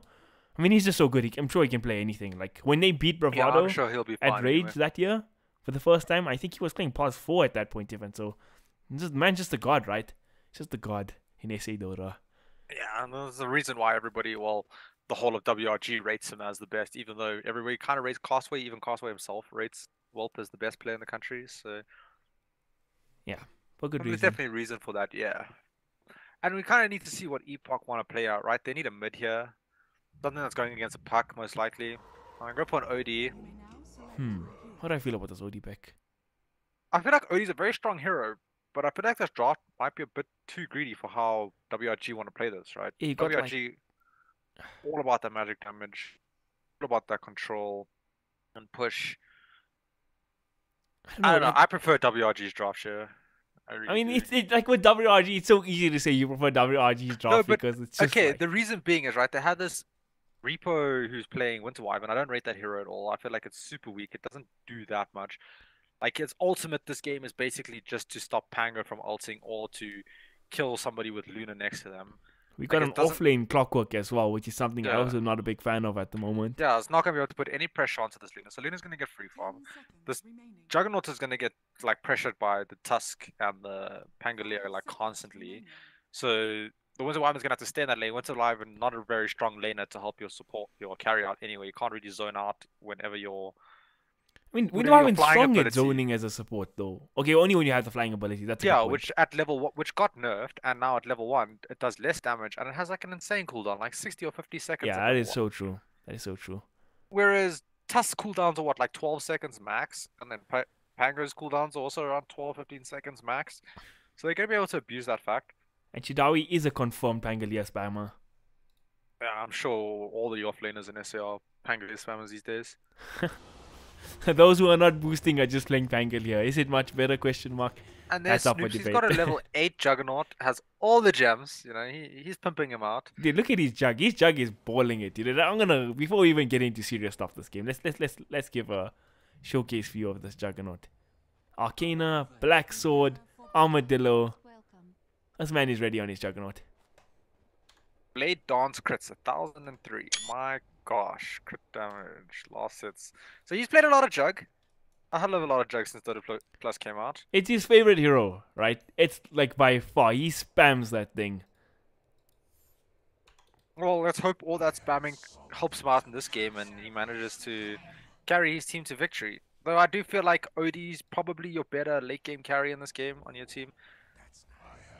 Yeah, I think Only a one lot of those heroes, if it snowballs and it gets farmed, it becomes a real problem because it just gets insane amount of health, does so much damage, does so much control. It builds natural items that help it to control and do more damage and make it tanky at the same time. It's just one of those heroes. But if it has a bad start, it really struggles to come online. Who WRG are missing another player here. Cause okay, so Who is house greater than flesh? oh okay no that's WoW. Never mind. He's ranked 400 now. Yo, what a man. What a man. Well, rank 400. And he got. Who's playing the carry for them right now? Because Sansa's playing support. Walt is mid. That's Schlink's Carry. playing carry. Schlink's playing carry. Okay. I kind of like from that. WRG here. I've never seen Schlink's play carry. I always like his 4 position or his 5 position. Schlink's. So we'll see. Yeah, in my opinion, best support today, like without a doubt. This guy's a monster. Yeah, no, he's real good. Doing a little bit of creep skipping here from Epoch, Sanking, putting these creeps in some funny direction. Okay, so Juggernaut is immediately gonna TP out. He sees that's gonna be a tri lane. Dawi showing top lane, and he doesn't want any business dealing with that. It's a good decision, I think. Yeah, the problem is he used TP, which means they could just TP them top as well to like counter if they want. We'll see if they do it. Right now, this Juggernaut is getting absolutely nothing though, because the Sanking did kind of do this long pull. I'm not sure he's still making his creeps chase, but it is going to be like a double wave versus a double wave, which is an interesting early game. So yeah, this is actually crazy because it's like you're falling for your. All right, this is weird. Dawi actually has a huge. Both these teams, they got 2 creep waves meeting here at the start of the game. That's hilarious. Yeah. So it's going to be interesting to see who gets all these last hits. It's not going to be easy. But Chadawi's going to get lots of levels from this, right? He's going to sit here, he's happy, he's facing 3 heroes in his lane, he's getting farm, he's getting levels. So all out win for them. Luna's getting free farm bottom, facing against a solo Clock. Like, Clock can't do anything in this lane. Yeah, he's going to get completely shut out. He needs to catch out the AA, like, solo, away from creeps when he hits, like, level 3 or 4. Try to get a solo kill. Fairbender in trouble mid, gets shotted up by Odu or Dreamy. Doesn't actually have the Vanish available right now. The Over Venom is ticking away. It's gonna wear off now. He might be easy. He'll be fine. Yeah, he has a salve coming in courier, so that's okay at least. At least he's getting regen back. Dreamy is still sticking around. He's waiting for the shot. Doesn't have his level 2 though, so Gag not as effective. Puck gonna be nearing level 3. Have that second nuke. So he's gonna wait for the salve, and then that's when he's gonna go like throw shots. Cancel. No, he's gonna go a little early. Doesn't manage to get the block off. He'll be fine. Yeah, Fairbender not having a fun time in the mid lane with Odu with these rotations. Oh, but Puck's gonna miss the orb. Yeah, he's gonna solve now. Get back to his life. Man, this is like Sanking sees the tusk. Let's say hello. Wave in the jungle. Walk away. when you're sending your offlane hero to play in the safe lane and like the wave is like this, it's like so beneficial because the creep wave meets so close to the tower now. Like Chirawi has nothing to worry about. He's got 8 CS. He's got his level 3. Yeah, he's already naturally a super hard hero to kill. Like, you're definitely not going to kill him with the Winter Wyvern. So, I don't know. I just feel like this Winter Wyvern pick made their lanes super weak. Stun managed to get a first blood here. What a player. Yeah, he turned that level 3, has his boots, got on top of the AA, and when you manage to do that, and look at how much space he's making here as well. Yeah, but he made a lot of space, so he did his job. He's having a great time. Right, I'm actually so sad I missed that. He has boots. He probably just found the AA, like in the trees or something, just ran him down with Battery Assault and Cogs. Usual stuff. Luna can't really help you in that stage. Taking a lot of harass here in the top lane. He's got his swashbuckle, so no real kill potential on him. Yeah, there's like no way unless Shadawi uses his swashbuckle and his shield crush to farm. Like, there's no way that he's gonna get caught out. Mid lane stun is there onto the Puck. Puck has orb in a second. She's gonna. Oh, and actually, Fairbender, he's gonna be the one to go down. Yeah, Tush just showing much stronger 4 position right now to roam. Also, Puck has so much magic damage early game. It's kind of hard to trade with him effectively. For sure. And Whelp getting free kill. Also a good start.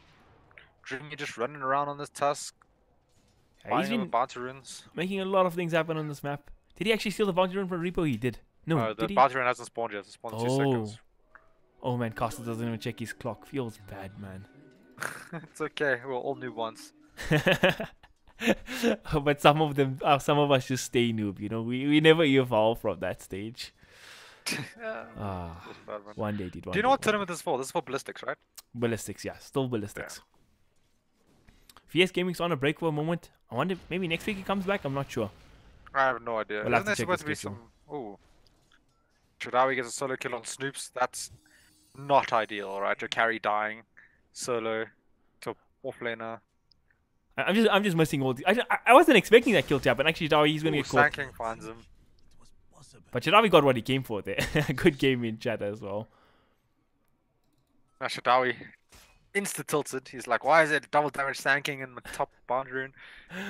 How many times he put good game in chat? 4 times, and then his teammate put don't give up. Good PMA there from Odu. Yeah, good PMA. Don't give up. Shadawi's like, I'm done. I'm over the game, boys. Slinks is farming very well in the bottom lane as well. Not much to really complain about. And Stan, he's got a lot out of this lane. He's sitting at level 4, 2 levels higher than the support. 10 denies. He's getting a lot on this clockwork in this game, which is surprising. Yeah. Ooh, Sanking's here. Fine, Santo's in trouble. Santo is in trouble. Santo's in a lot of trouble. He's walking in here. Parts of the pottery assault, and Santo, he's going to take the damage. The cold feet is there, so Stunt might be in trouble after this. And actually, Santo, he's going to walk it up. The snowball's there for the saves. Stunt's going to go down. They're going to get the Sanking as well. No! Sanking stuns out, stuns 3 heroes, and brings down the Ancient Apparition. Can he make it out, though? Luna looks to be charging him, but no mana for the beam. Sanking going to self up, and he's going to walk it away. 3 seconds.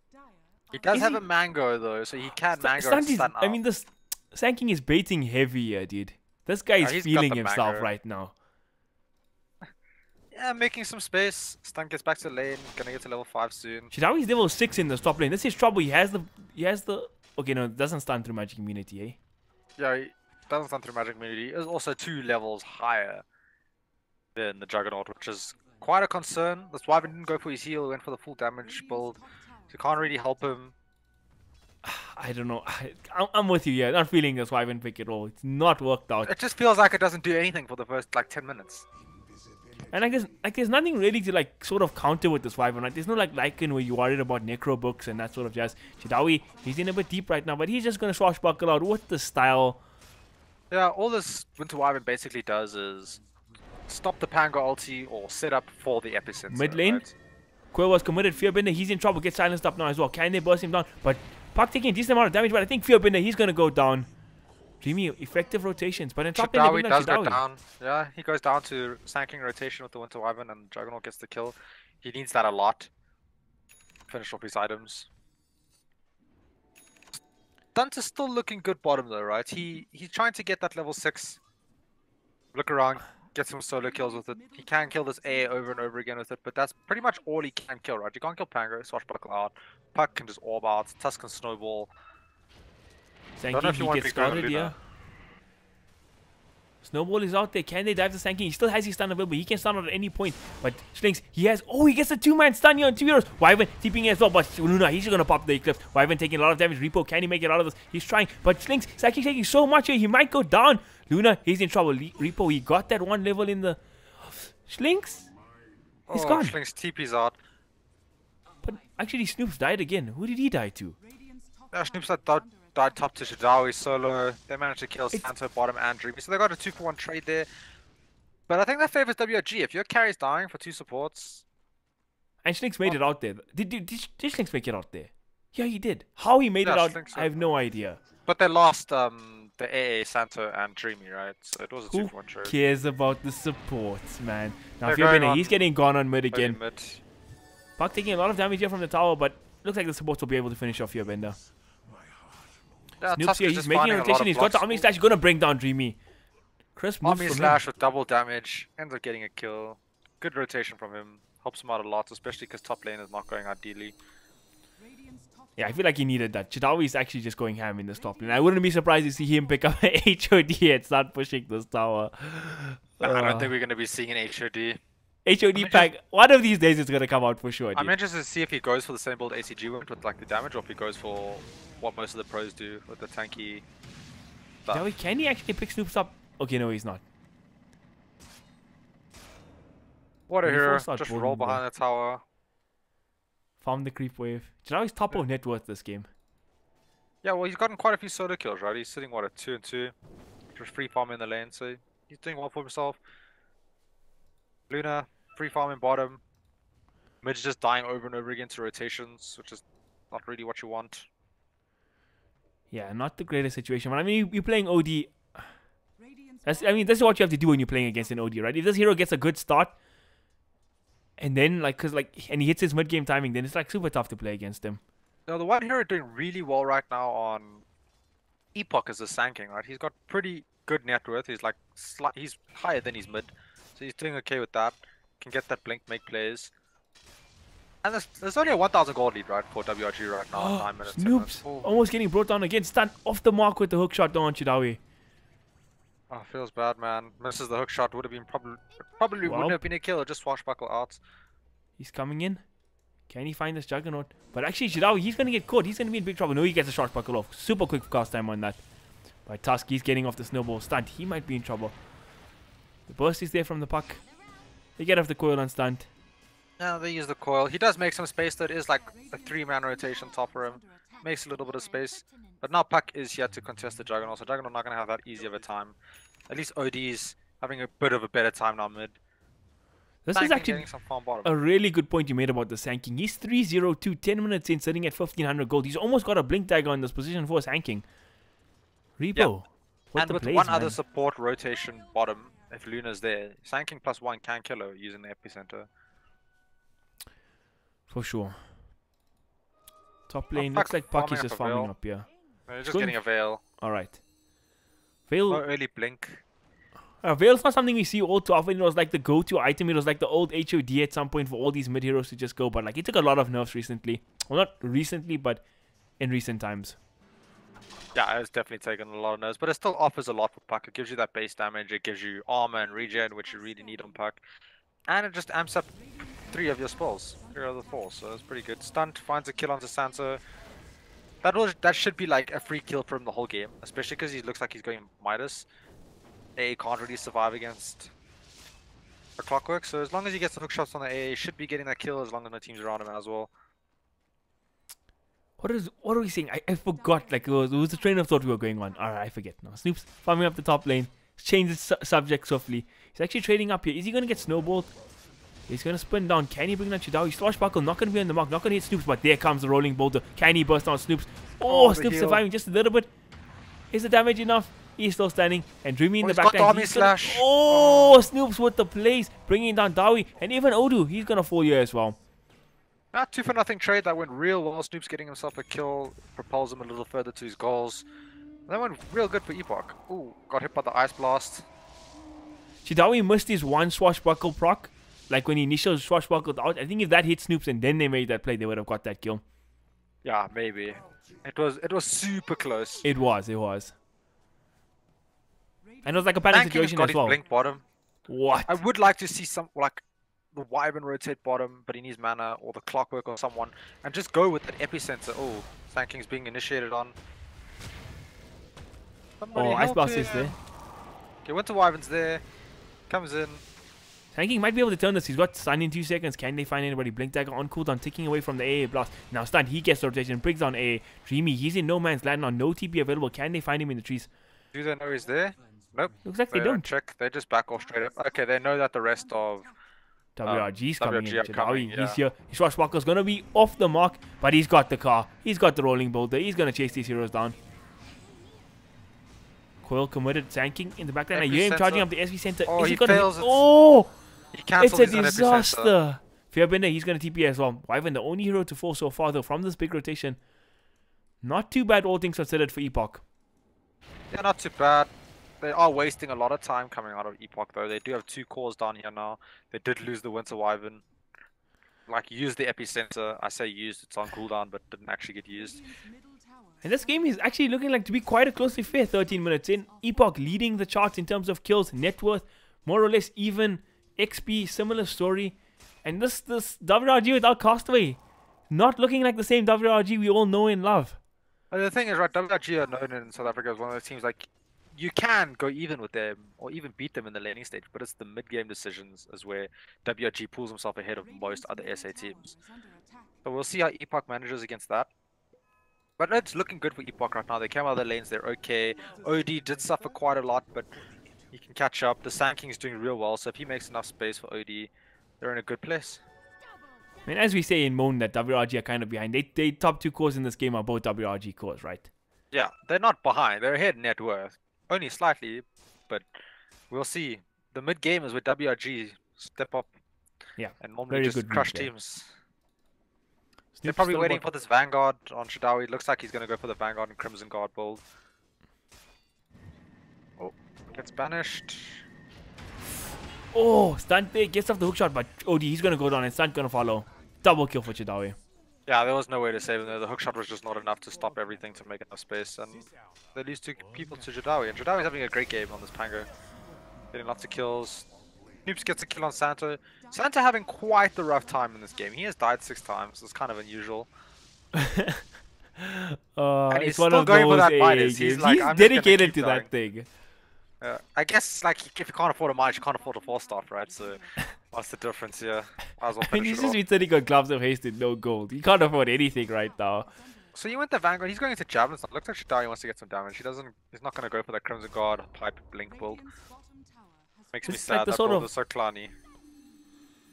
Like, doesn't Ice usually go Vanguard into, I don't know, like there's so many balls on Vanguard here actually. Yeah, there is. But the most common one recently has been the pipe with the Crimson Guard, and you Yeah. build them as like a utility tank. And once you have your blink dagger, then you can go for the javelins or whatnot. But Yeah. Chidawi's gonna do Chidawi things, you know? yeah, He's never been known to be an orthodox player. Santa just buying all the wards, spending all his money, getting further and further away from that Midas. Does smoke up though now, looking to go solo ward with that smoke. So Puck Air blast on stun coming bottom. through. They're gonna throw out the quill. Orb not gonna be on the mark, but I think there should be more than enough damage to bring down stun anyway. Silence comes out. Couple of more right clicks should do the job, but stun, he's walking off. He's got the battery assault off now, but he's still. Oh, he mook shot off the mark.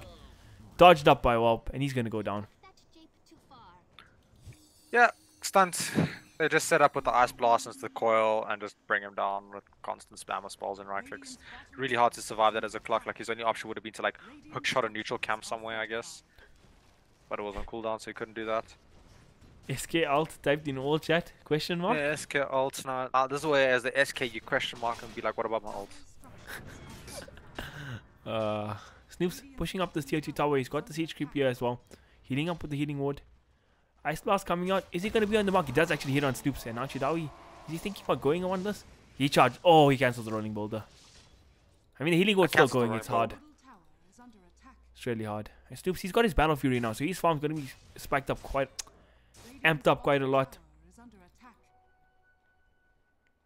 And this looks like it's going to go into mid game. It's not one of those games that we've been casting recently where it's like it just looks kind of so one-sided right at the beginning. This game looking a lot closer. Both teams do have the opportunity to win or to throw. Whose late game do you prefer in this game? The Puck Who's Luna? late game? I prefer. Like I hate seeing OD go into the late game. Like that hero is so strong. But I mean, you got a BKB core, the Luna. I don't know. It depends on how big Schlinks gets, right? If he goes like super big, I think Luna will just carry this game. And he's looking like that already. Top of networks, got his MOM. Oh, I don't Panka's know. gonna I pull feel down. like if this goes to the ultra late game with even farm and even levels, I don't think Luna's enough to deal with the Juggernauts plus an OD. And then you got Winter Wyvern, who's pretty good in the late game. Yeah, Clockwork's okay, I guess. And then Sand King's really good in the late game. You have also a lot more disable and stuns coming out from Epoch. yeah, I kind of agree with that. Plus, you have like this mid Puck, right? This is not the best scaling mid hero. Yeah, he's gonna go for the Dagon now, and this is what WRG are gonna do, right? They're just gonna get these early items like Dagon and whatnot, and then just start getting kills all over the map and propel themselves ahead that way, rather than trying to turn this into a farming war. But then late game, it's so weird to look at it also because if this Puck is like doing as well as it is now and he's ahead in levels and gets that 25 talent early and gets like the Dagon 5 and stuff, then it looks crazy. And there we go. Puck silence comboed up with the AA blast and they smash Snoops on that Juggernaut. Yeah, the air blast is flying in. Puck immediately goes and throws the instant silence before you can spin. Air blast sits on top with the coil, and then you're just a dead Juggernaut. You're not gonna survive that. Nothing you can really do. And we spoke about this Veil purchase earlier, but Veil with AA and you have a Luna core, man, that's a lot of magic damage getting amped up. Yeah, I don't think we're gonna be seeing this Luna go into like the magic damage build. Like he did go attack speed or No, I mean just naturally, right? Luna has the super high damage eclipse. Yeah, he's kind of like a gyro. He Yeah. does large amounts of AoE magic damage in the team fights, but his biggest threat is definitely his right click in the late Yeah, game. yeah. He's getting there. He's got his Yasha now completed as well. And Shinx is actually really, really big on this Luna. Yeah, he's very far ahead. He's 1,000 gold ahead of Epoch's carry, which is the Juggernaut. He's in a good place, and slowly WRG making that lead, right? They were like less than 1k ahead like 2 minutes ago, now they're 3k ahead. And they're just going to start putting pressure all over the map. And when you kill this Juggernaut, it's such a big deal, right? Because you have these like two super fast farming cores, this Battle Fury Jug and this Luna with an MOM. And when you kill the Juggernaut and the Luna's still farming. You just see the discrepancy start to show. But Santo now might be in trouble top lane. No, Tijawi's going to show saving his little support hero here. Yeah, and it looks like he gave up on that minus, going for ring of protection now. He wants to get those tranquil boots. I don't blame him. It's not like he's getting any farm. He's an A. He's kind of just running around, dropping down wards, spending all his money on wards. One day, I believe he'll get that Midas, man. Yeah, he'll get one of those. This is kind of like the A thing, right? You throw your A blast out. If you get the kill, great. You get the gold towards your Midas. If you don't get the kill, great. You helped your team, but you just didn't get the gold. Like, it's sometimes rough. a little bit of RNG is nice, you know. You get the kill, propel yourself a little bit, but you don't really need much on A. You just kind of need levels. Juggernaut got a DD. They're going to smoke up. Are they going to make a Roshan attempt here? Or they're going to look for a kill. Snoop's walking up the jungle. If they find Luna, that'll be a massive ping. Hey, Slinks, he's going to walk into it. Juggernaut, he has his Omni Slash. Stun is there. And beautiful gank from the side of Epoch. Bringing down the big Bringing down the hero Luna. you want to bring down, right? The Luna, Yeah. the highest net worth, highest goal. Like, they Let's carry just open everything. up Roche. They still have the DD. Okay, I don't... Again, Roche fight against Pango is rough, even what the Luna did.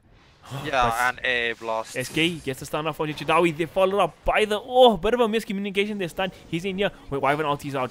Silence is there, but Puck is doing so much damage right now. Bursting down the OD and the Wyvern. And there we go. The car is rolling. It's going to bounce. Chidawi getting the second stun on the stunt here as well. Make it the third. And that is Pangalia, boys. 3 heroes wiped out from the game. And that was without their carry hero. That's how they carry. They blew up that OD so fast. He just died from the Puck basic, like nukes plus the Dagon. Tusk just rolling in, dodging a few spells. Oh, that just went terribly. So Puck is But like 15 it's- with yeah, the fail, Spellam talent, and 8 and 10 intel talent. He's sitting at like... He's just all alone does 330 damage. Now all your Yeah, nukes he you has start about a adding that up. 10% spell amp from just his intelligence plus the Veil, which is another 25%. So he's doing a lot of damage. Like he's doing at least like 1,300 damage in just pure nukes. Mid lane And when getting you have 1,400 life on a OD, you're gonna suffer. Oh, Chidawi, he's in trouble. He gets stunned up. Odu, he's in the area. Can he save him? He's actually going to snowball in the middle of all these heroes. Chidawi, he's going to actually stick around. Looks like WRG, they might want to turn this. Who's coming in? Odie drops the hammer, though, doing insane amount of damage. But Puck, he's going to come in, bursting down Odie again. Can he find Snoops here as well? Snoops, he's going to be fine. They found the Pango and the Tusk. They lost the OD for it. I guess at this stage, when your OD so far behind, it's kind of worth for your team. It definitely is worth for them. They did get more gold out of it. But this OD, you kind of looking at him as like Yeah. your late game carry that you're gonna need. Like, it's worth it right now, but in the grand scheme of things, is it worth it, you know? Yeah, no, definitely not. This OD needs to be getting kills, needs to be getting levels. And it's a real problem. He's going for that BKB first to allow him to fight for longer, which is going to help him a lot because a lot of magic damage is coming out of WRG. But it's not really the item you want to go first on an OD, right? BKB. What do I have an ulti used to cancel the AA's TP?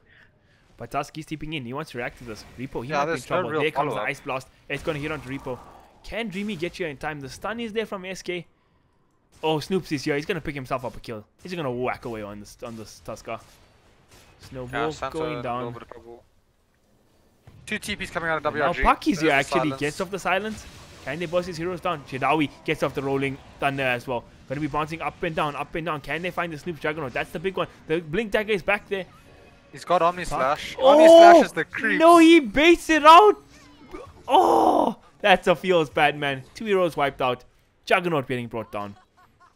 Yeah, I think that Juggernaut was real scared that the Puck was going to silence him as soon as he came out of his phase shift. But the Puck silence, I think, was on cooldown. I didn't actually check. So he used the Omni Slash in the creeps, hoping it'll bounce the Puck after the phase shift. Doesn't end up bouncing, he just ends up dropping. It's unlucky. It was a smart play to attempt, but it just didn't work out in his favor.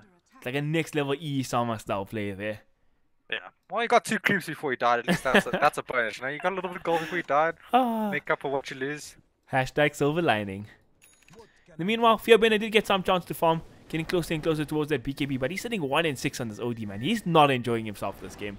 Yeah, he needs to be finding kills somehow, like with his team. Like he needs team fights to happen where he survives, his team comes out at least even, and he survived at the end and got like a kill or 2, so he'll have some gold. Luna got the full Mantis style completed as well. Going for the BKB next. Okay, stand us up from the Luna. Yeah, this Luna's got a lot of farm. They're just gonna get that BKB and then start pushing down towers. Maybe look for Roche. Puck sitting at level 3 Dagon. What the veil? Having a good time. 609. Yeah, the game slowed down quite a bit right now. Every team just trying to get some farm, get those last minute items up before the big team fight, before Roche. Not much OD, going on in this game. yeah, 1,200 gold away from BKB. He really wants that before this next fight because this puck does have a level 3 Dagon. Like, he does a large amount of damage real fast. So you can ideally want to stun him with the Sanking and kill him before he gets anything off. So Jirawi did Very commit easy. for the Blink Dagger and he's going for a Lincoln Sphere up next. What is he going for Yeah, Lincoln for this game? Sanking Winter stun. Wyvern ulti. It's the only way to stop his Panga ulti in this game. So he's looking for Lincoln. Sanking stun's also pretty decent. Odu, Banish. But it's mainly Winter Wyvern ulti. He doesn't want to be ulti by Yeah. that thing. I feel like the stats is generally good for Pango. It makes you a little tankier, it gives you that sustain with the regen. And yeah, like you said, blocking out that Winter Wyvern ulti, and he can just go ham with the boulder. No, that boulder's like your main team fight disruption spell, so you want that to be working. Then this Luna, large amount of farm, super far ahead. And this game looking pretty good. Like, it's just weird. WRG play, it's so calm and collected. Like, it looks like the game's so even, but then you go look at the net worth and it's 7,000 in their favor. Like, nothing much is really happening. And they just outfarm you and outplay you in the mid game. I'm sure if you sitting in Epoch, you're like feeling like this game is super close, right? You're looking at Juggernaut, he's big, you're like 17 to 19 kills, you're getting the split push here by the tier 2s. But like in reality, they're actually so far behind. Yeah, that's the thing. WRG, man. WRG. Not to say that I think Epoch are out of this, though, by any means. I feel like if this OD gets his BKB... I mean, this first fight with the BKB is going to be, like, the make-or-break situation for Epoch. Yeah, definitely. 100%. Like, this next fight is going to actually show where this game is in terms of which team is stronger. And I have a feeling WRG are quite a bit ahead. They have so much burst damage, so much lockdown, so much team disruption. Sanking, he finds the Santo here in the backlines. Dreamy's there, gets off the shots, blocking off Snoops here. And Santo, he's still going to be in trouble. Stunt gets the hook shot. They find the Ancient Apparition, but that's just the five position support. Don't think WRG it's are too worried something about though. that. When the game is like relatively close-ish or it's feeling close, if you kill the AA, you're gonna feel like much stronger. You know, ready to fight. AA is a big part of their damage as well. Like, he does offer a lot of damage and spell. For ammo. sure. Yeah, your cores So just feel that WRG much safer. Yeah, when the AA WRG is is off just the playing map. safe. Okay, Just he's gonna talking farm it about up. BKB timings. Schlinks has his BKB coming out in the courier, so both... Ooh, that's going to be tough. This next team fight is going to be so tough for Epoch. Klinks has his BKB. OD is super close to BKB, but the Juggernaut's nowhere near BKB. He's not going for BKB. Not sure what his next item is. Like, what would you go at this point? Like- Some sort of stats? Yeah, Not really definitely ideal. some stats. I don't know. I feel like a BKB on Jug this game would be necessary at some point. Otherwise, you could go a bit more greedier. Go for like a Scotty, maybe Butterfly, but then you're susceptible to magic damage. Which... I mean, Scotty's like that all-round item because it's like HP, damage, kite. Oh, he's Rest of the also a Blink Blink Dagger. Dagger. Yeah, so he wants to get onto the back line, start blowing up that A in the beginning of fights and stuff like that. Yeah, and if you can find the Pang, like, isolate him when he's going through Rolling Thunder, it's like super effective like we saw in the last game. Yeah, 100% can kill him. And his Lincolns will not be stopping Omnislash. They'll stop, what, the first bounce of Omnislash, but after that... Yeah, after that, it just keeps on going, man. It keeps on going. And looks like they're going for Rish. They get the illusion for the Luna. They're going to send it down the lane to just push or farm, clear out wards, etc. I think that, like, it's really tough for both these teams to roach because you got like the Sanking Winter Wyvern on the side of Yeah, and the Clockwork. Epoch, and the Clockwork giving vision all the time. But then on the flip side, if the fight actually starts going down and Pang gets off his ulti in this area, it's crazy. Yeah, with AA Blast on top and Puck Coil and stuff like that. It all comes down to who gets their spells off in a better manner, I guess. Now it looks like Slinks, he's going in, he force stuffs in. Can they burst on any of these heroes? Slinks getting kited up by the Sanking stuns. And now Winter Wyvern taking a lot here. And now Omnislash, it comes out, going to burst down Dreamy. Is he going to find Slinks as well? No, Snoops, he's in the middle of a lot of heroes. Healing Ward still keeping him going. Not getting brought down by the WRG heroes. Repo, he gets off the epicenter, but is it enough? Epicenter. Oh, the hammer drops. 2 heroes going to fall from WRG, but Slinks, he's still going ham. Puck, he's got no mana now. This WRG might have to retreat here. Can No, this is Epoch get definitely a any good return fight kills? with Epoch. Stun is available. Can they find anybody? Santo, he might get caught, but the juking between the trees, no vision for the Sanking. Sanking gets off the stun. Can his team follow up though? He's trying. Snoops running here. He's got the Blink Dagger. Can he just go up high ground? Is he scared?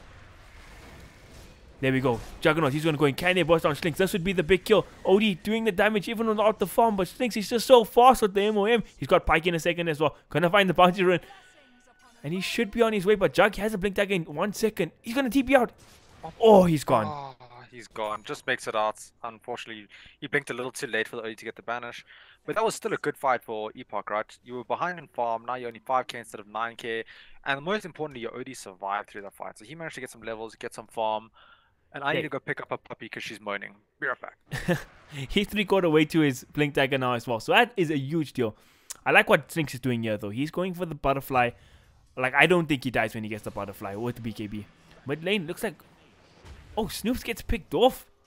The puck plus Tusker combo. Now they're going for Repo as well. Can they burst him down?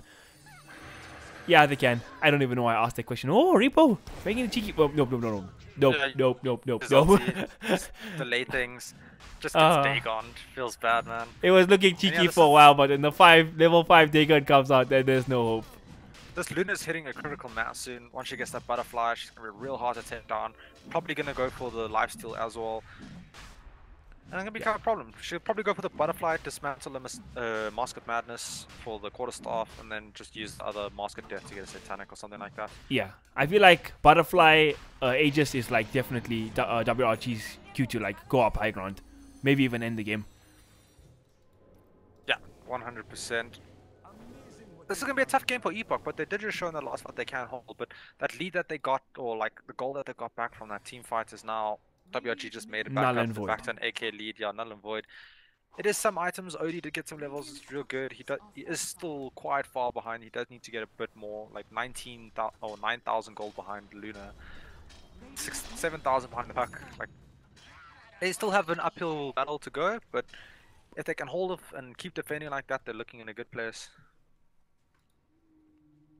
No, Tusker, he's got... I'm not sure when he picked up this blink dagger, but he's got his blink daggers. That's extra safe for the side of WRG. Yeah, he can be in the right position at the right time, get those snowball saves. Can snowball people out of Winter Wyvern ulti if done correctly, but it's super hard. Oh, Damien, we didn't mention the most important thing. What? Santo has got his Midas, boys. Did he get his Midas? 31 minutes, he's got his Midas. He's used it a few times, probably missed exactly when he got it. But now that he has his Midas, let the farm begin, dude. Santo, #1 net worth in 10 minutes watch. He's ready, boys. He's ready, boys. I mean, Imagine at least Midas like gave you the that much supports gold. this game aren't like dead. Poor Repo, he's got himself a Glimmer Cape, Mana Boots. I mean, okay, they are pretty poor at this game. Oh, well, he's got himself a Glimmer Cape. You don't really need much more on Winter Wyvern. Like, the Blink Yeah. Dagger is really nice to be in the right position at the right time, so he's looking for that. But you don't really need any more core items than that. It's the OD that's the problem, right? He's only got a 4-stop and a Blink and a BKB. He needs to be getting that Pike Up, super strong item on that hero. And then the sheep sticks, etc. Because they need a way to deal with this Luna. And if this Luna just feels free to hit at the towers like she's doing now, with no threats. Bob trying to get the burst damage here in the backlines. Thinks he's just mad fighting up. He's got the Aegis. He doesn't care. He's going to keep this going. Hitting up the tier 3. Can Epoch even react to this? They're going to try, but no. Snake just gets a triple kill with the glaives here. Yeah, another buyback is forced all over out. the place. You know, she still has a BKB and a Manta style available. Look at this glaives bouncing. This is Luna at her prime right now. And oh, the Winter Wyvern ulti comes out. Snakes is going to eat his own teammate in Santo. And now Eclipse gets popped. Good to just hit on the creep so far. Not really effective. They But got the again, bottom Epoch racks, have committed a lot here. 2 buybacks. And to no avail. This might just be the game here and now. Second in the racks getting sieged up. And look at the glaives bouncing between the tier 4s as well. Yeah, Luna Snoop's still has the pushing Aegis. top, but they defended against him, so he doesn't get anything out of this. And they lose 2 racks for that, plus multiple buybacks. And now all of a sudden, WRG 19, 18k hit net worth ahead. This game just became real hard. Shirawi though, he might get caught. Omni Slash is there. Oh, but the swashbuckle cancelling it up. Shirawi, he's got a blink now as well. He might be just scot-free. Stun, no hook shot for 10 seconds. Slinks, he no walks hook back shots. into this. He's got the ulti. Remi's waiting here in the tree lines. Oh, what a shots block. Oh, this Luna running away, super fast movement speed, skin of a teeth. She still has Aegis, so it's not the biggest worry if she dies, but they probably want to just keep that Aegis for their last push top, which they're probably going to do soon. They're just going to go back to base, heal up, get their mana, wait for cooldowns like 80 seconds on Eclipse, and then try to finish the game. Does the Spirit Base feel... Oh, it's not completed yet. But they're going to pop the shrine. Both teams are going to pop the shrine. Oh, no, wait. Who popped the shrine? Okay, Looks like this the shrine Sanking just popped got the shrine. popped. Yeah, Oh, it was Sanking. Sanking popped the shrine. Alright, I'm a bit delayed. It was like 10 seconds of shrine noises. I wasn't sure what was going on there. WRG looking, to apply the pressure somewhere. They did catch out stunt, but he forced himself away. Sanking goes in. Oh, 2-man hook shot. OD wailing away. Gets off the Tanga hammer. ulti. But look at... Oh, that's actually crazy in cogs. I haven't seen that before. Chidawi, he's still rolling around. Can he make it out of this, though? More or less, that's a Sankey scary trying to thing. chase, but... Ooh. Off the mark here now. Wow, he's coming in the back lines. Where is he? Oh, he's way Winter's shift away. cursed. But they don't have what they need to hold him in place. E-Blade, Repo, he's gonna Glimmer keep up when that E-Blade comes out.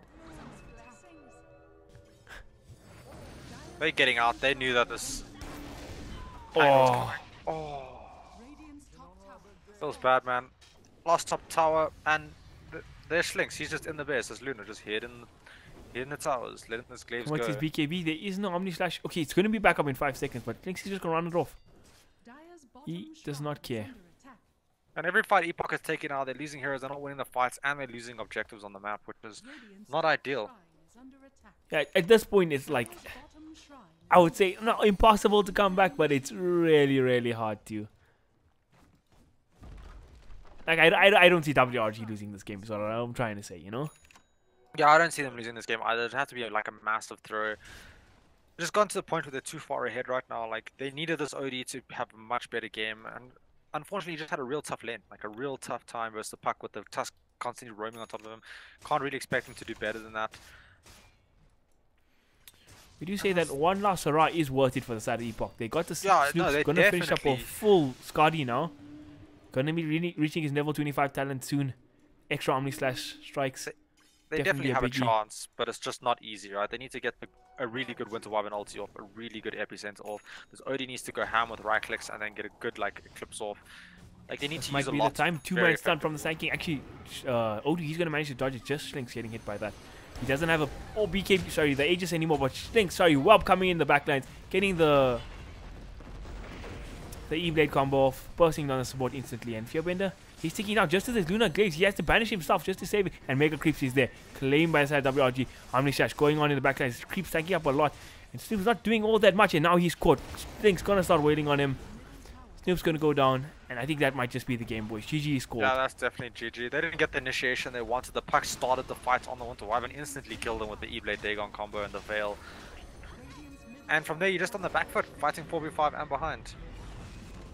GG, well played to WRG in this first game. Hopefully we get into the lobby for the second game so people can watch in-game as well. I'll send a message to the peeps right now. Okay. Oh, we might have missed it already because we casting delayed, sir. Oh, lol. Let's see. Chidawi. Yo. Add us to next lobby, please. Can we cast your game? No, I just asked him to add us. I didn't ask him, can we cast the game, you know? I'm not that polite. 1, 2, 3, 4, 1. Oh! Stream didn't see that. Gappa. Dream didn't see that. No, they definitely see it. I even said it, man. Stream definitely saw that and heard that. We're in the lobby, by the way, so. Oh, shit, I'll move now. Hold on. I'm like multiple screens on different tabs. Oh god. No, they're not even waiting on me. It's okay. Why'd you rush me, man? I'm telling you to join the slot, sir. I see Santa still has that Vada tag, yeah? Old memories. What even happened to Bravado? Why'd they get rid of the team? Do you know? Oh, Is this something that's allowed to be discussed on stream? I mean, that way. yeah, I can. Like, it's just everybody had different priorities in that team. Habibi and Santo didn't really want to play Dota anymore. Donnie and Mark and Deppy all wanted to go pro. I don't know if there was like some personality issues between Deppy and Mark. I don't think so. But yeah, it's like it was just a team who didn't want to play together, basically. They just didn't want to play. They would have been quite a good team, though. Yeah, definitely. But I think it's okay now that Donnie, Mark, Castaway, these guys are all going overseas. You know, they're trying to do something in the C region. I hope they come through there. It'll be really nice to see SA players on the pro scene. You know. So is Mark? I'm presuming you mean Filthy Frank. Filthy Frank. Is he also going overseas? He is indeed. Him and Donnie going together. Him and Donnie going together, okay, and then Castaway. Castaway, he's also going to see, but I don't know if he's going with him and Donnie. I'd be surprised if he doesn't. Like, they're all friends. I mean, you got your 4, 3, and 2 position there. You have like more than half a team. Yeah, I don't think they want to make a team together. I guess they could. Like, it's not like they're not individually skilled enough for it, so they could. Alright, before this next game's casting starts, I need to make a tweet, guys. WRG battling up against at Epoch Esports in You tweet away, sir. Ballistix Masters Game 2. Let's make a game 2. underway. Hey, little shit. Come here. Come here. Come here. You fucking cry to me in like 2 minutes. Come on my lap for now. Yeah, sorry, I'm casting with a dog. Because she's 10 weeks old and doesn't like being alone. Doggy, do it a stream. We got a like it on the stream, boys. There we go. I'm all ready to cast. I have one hand to move my camera, another hand holding the dog. Real good. Hashtag professionalism, boys. Hashtag professionalism. Hey, I'll go to TI with this dog. Be on stream with me. Let's do it. So second game is up, live, ready. What are our biggest takeaways from the last game from Epoch? Like, they came out of the laning stage okay, right? But then the typical WRG thing, laning stage is okay, and then from there it's just downhill with the way they play the mid game. I think what needs to happen with Epoch in this game is don't worry about your early game. Your early game was great that game. You did well. You came out even in the lanes and all that. So you need to now focus on how you're going to turn your early game into a win for you against WRG in the mid game. And to be honest, a lot of teams have been trying to find that solution. It doesn't happen very often. It's been about 2 years now, teams trying to figure that out. But if anything, they can take games away with WRG as good practice. They know they face a really strong team. And just learn something from it. That's the best thing you can do, is just try and learn something from it and try and improve the next time. But they're in game 2 now. It's not over yet. They could, 2-1 this series. Let's not count them out. There was close and good fights that went on in the last game. It's just that puck kind of got ahead, could instantly kill people with the ball he went. Yeah, I feel like the biggest thing for Epoch this game is, like, I think they need to put a little bit more emphasis on the mid lane, like protecting Fearbender, because like you're picking him with like big core like OD and he's just getting destroyed like that. It's just a real feels bad, man. It's really hard to come back from that. Cost is pog. Reading the stream, my bad, souls. Yeah, and let me just see, what is Epoch gonna go for first pick? What is a common first pick you see these days that comes out? Sanking, there's one. That's what they go for. They use Sanking in the last game. Hopefully has a bit of a better time this game. Doesn't mess up its ultimates. I mean, Leetpro played a really good early game though. He was like 3-0-2, 12-minute blink dagger. Yeah, he got good form. It's just the game spiraled out of control. But then that also comes back to like this OD pick, right? Because you have this like Sanking is like your tempo controlling support, looking for these pickoffs all the time. But like you don't have like a puck or a cop like going around looking for the picks with the Sanking. You have nothing to combo up. You just have two cores that like farm a lot. Yeah, they didn't really have much of a combo. You had like Winter Wyvern with the Sanking. That's the one pick I'd like to see in the change. Like, don't pick up that Winter Wyvern. Pick up something a little bit more solid, something with a stun maybe. Yeah, if it was like an air. Yeah, this is like another nice support for tanking, because these two supports alone, or if it's offlane tanking, which it could be, can get kills just like that by themselves. Yeah, with the stun and the cold feeds, lots of disable, plus the chilling touch, they do lots of right click damage. So yeah, this combo is, it's very used. What's the word? Very commonly seen in like the international scene. Very used. My God, my used and abused. Yeah, this is like our third straight game of casting in a row. Sorry, going on to our fourth. So. Yeah, this is our fourth in a row. No breaks. No These breaks teams seem to be going really fast today. Hashtag like professionalism. I don't care. We'll cast 10 straight games in a row. If you pick people show up on time, we will cast 10 games in a row. We don't care. But if you come 20 minutes late to a game, you're just putting your casters on tilt, man. You're putting your casters on tilt. But now, this WRG opener is super strong. Bane, Nature's Prophet. Two heroes that lane in the laning phase are just pure menaces to deal with. Yeah, super hard to do. It's like A can't do a thing versus Nature's Prophet slowly. He needs that Sanking to be there if they want to make kill potential, or at least one other core. Like those Treants just do so much damage so early. It's like super hard to zone him out. Then you got the Bane, probably just gonna sit middle, like most likely gonna be like an Odu Bane or something, or Santo Bane. Just sit middle, spam out that Enfeeble, that Brain Sap, and annoy mid again. And then you got that Nature's Prophet global presence real early in the game. He can always just swing things into your favor. Unlike in WRG's draft, I think it's really strong. Also, like Epoch's draft, like those two heroes together are really strong. Get kills anyone on the map just together. So, and I think it's going to come down to who plays better in the early game. And the nice thing with this, like, you can... I think Nature's Prophet, in my opinion, is like one of the strongest picks. Like, TNC played support EG played support, and a lot of these teams, like, it can be run in multiple roles, right? Yeah, Miracle that's the thing. plays Like it carry, like it's that off new lane hot it gets pick, played. right?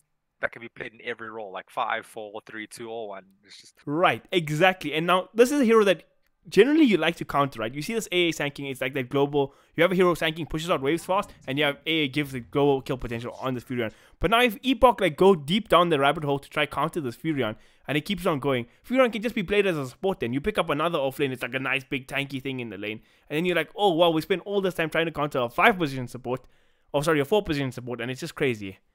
yeah, Although now we see the Earthspur come out, so it's not a support. and now we see Furion. the Earthspur come out. Now we know for a fact My that it's going to be played as a whole core. lecture gone And to they waste. picked the PA, right? PA, one of those carries that is just a nightmare for Nature's Prophet to deal with, right? You want to sit back, spam with like your treants and farm with your treants and deny. PA just daggers, jumps on top of you and just starts hitting you over and over again. You can't trade with the PA. You're gonna lose that trade. But it's a good pick. The hero, it's good versus Nature's Prophet. The problem is the hero has other downfalls, right? It's really bad versus large amounts of magic damage in the early game. Like it needs that BKB. And I don't know. Do you remember back in the day, TKC, one of his favorite teams, they used to spam PA. What was it called? Oh no, this MVP Phoenix, QOPA. MVP Phoenix, yes, go. And how he used to play PA. That's how I believe you should play PA. He used to go in, dagger, blink strike, hit 3-4 times, and then he'll just run out. He wouldn't stay in that fight for too long for spells to be cast on him, and he'll just be going for those in and out, in and out, in and out. And that's how I feel you should be playing PA constantly. Oh man, the MVP Phoenix TI6 glory days. Those were better times, man. Those were better times. But I'm not actually a believer in this PA pick, especially against, like, in theory, like you say, it's good against Furion. You can burst him down. Can be tough in lane, a lot of kill potential. But this hero offers no wave clear, right? Like, he's going to go Battle Fury at some point. Like, obviously he's going to try it, but it gives you no wave clear. And you're playing against Nature's Prophet Pugna. It's going to be tough. Yeah, it's definitely like if you go Battle Fury, you kind of delay like your burst potential a little bit, but your farming goes up. So you need to. But against Pugna, like I would not be going Battle Fury this game. I'd be going like straight Deso into BKB or something. You want that early BKB. You want to just be blowing up people and fighting. You don't need to farm this game. All you're gonna do if you're farming on PA this game is give the enemy opportunity to come find you and blow you up. Like you want to be fighting. That's but why like, you have A, why you have Sanking. Why pick this PA at third pick, right? If you want to go this PA, fine, but there's no need to third pick it. It's not going to get banned in this game, I believe. Like, it's not worth it. There's Terrorblade still in the pool. There's Lifestealer still in the pool. There's Troll Warlord still in the pool. There's good carries left in the pool. But you're picking this PA hero, your third pick. I am not a fan. This is going to be the game-losing pick. I'm saying that they now. Kind of just like tunnel visioned and was like, PA is really good with Nature's Prophet in the lane. They know for a fact there's an offlane Nature's Prophet. Let's just pick this hero. And it is one of those heroes that, like, with a little bit of luck on your side, can just absolutely dominate like a game. Like, just absolutely kill people, get the right crits off at the right time, and you just propel yourself to, like, snowball and kill things. Because if you snowball with a PA, and you have, like, that BKB, Deso, plus, like, Abyssal or something, and you get on top of a Pugna with that Abyssal, he's dead. Like, any one of them are dead. But you have to get there. Yeah. It looks like an offlane Sanking this game. Yeah, offlane Sanking, support Jakiro. Okay, that's a good support in terms of wave clear and dealing with Nature's Prophet. Yeah, it's a good support. Their catch is now very limited to this Sanking. I guess PA Dagger can slow people down enough for the Jakiro to catch up to slow them down even more with the A slow down. So they definitely have kill potential on this Nature's Prophet over extents, but will it even now be an offlane Nature's Prophet? Won't they just chuck him safe lane and put some other offlaner? Yeah, they can do that. Aggressive. Yeah, they can go aggressive 100% with, like, do that. Earth Spirit, Bane +1, that's pretty strong lane. You're facing a Jakiro AA, there's not real initiation coming out of those supports, right? So if you start the fight, you can blow it up really easily. Like, no counter initiation either coming out from that lane. Yeah, it feels like Epoch are locked with like 2-5 supports here. But you know what? This actually could be. This might sound crazy, but like Fearpin used to play a lot of mid Jakiro for the side of Sinister 5. We could see something like that come out. If it is a mid Jakiro versus Pugna, I actually give favor to Jakiro then, right? Jakiro has a large amount of HP. His last hitting, though, Pugna will probably win in the last hitting wars. But if the Jakiro can spam the Pugna constantly, like, Pugna doesn't have the most amount of HP. He can't sustain himself really well until it's level 6.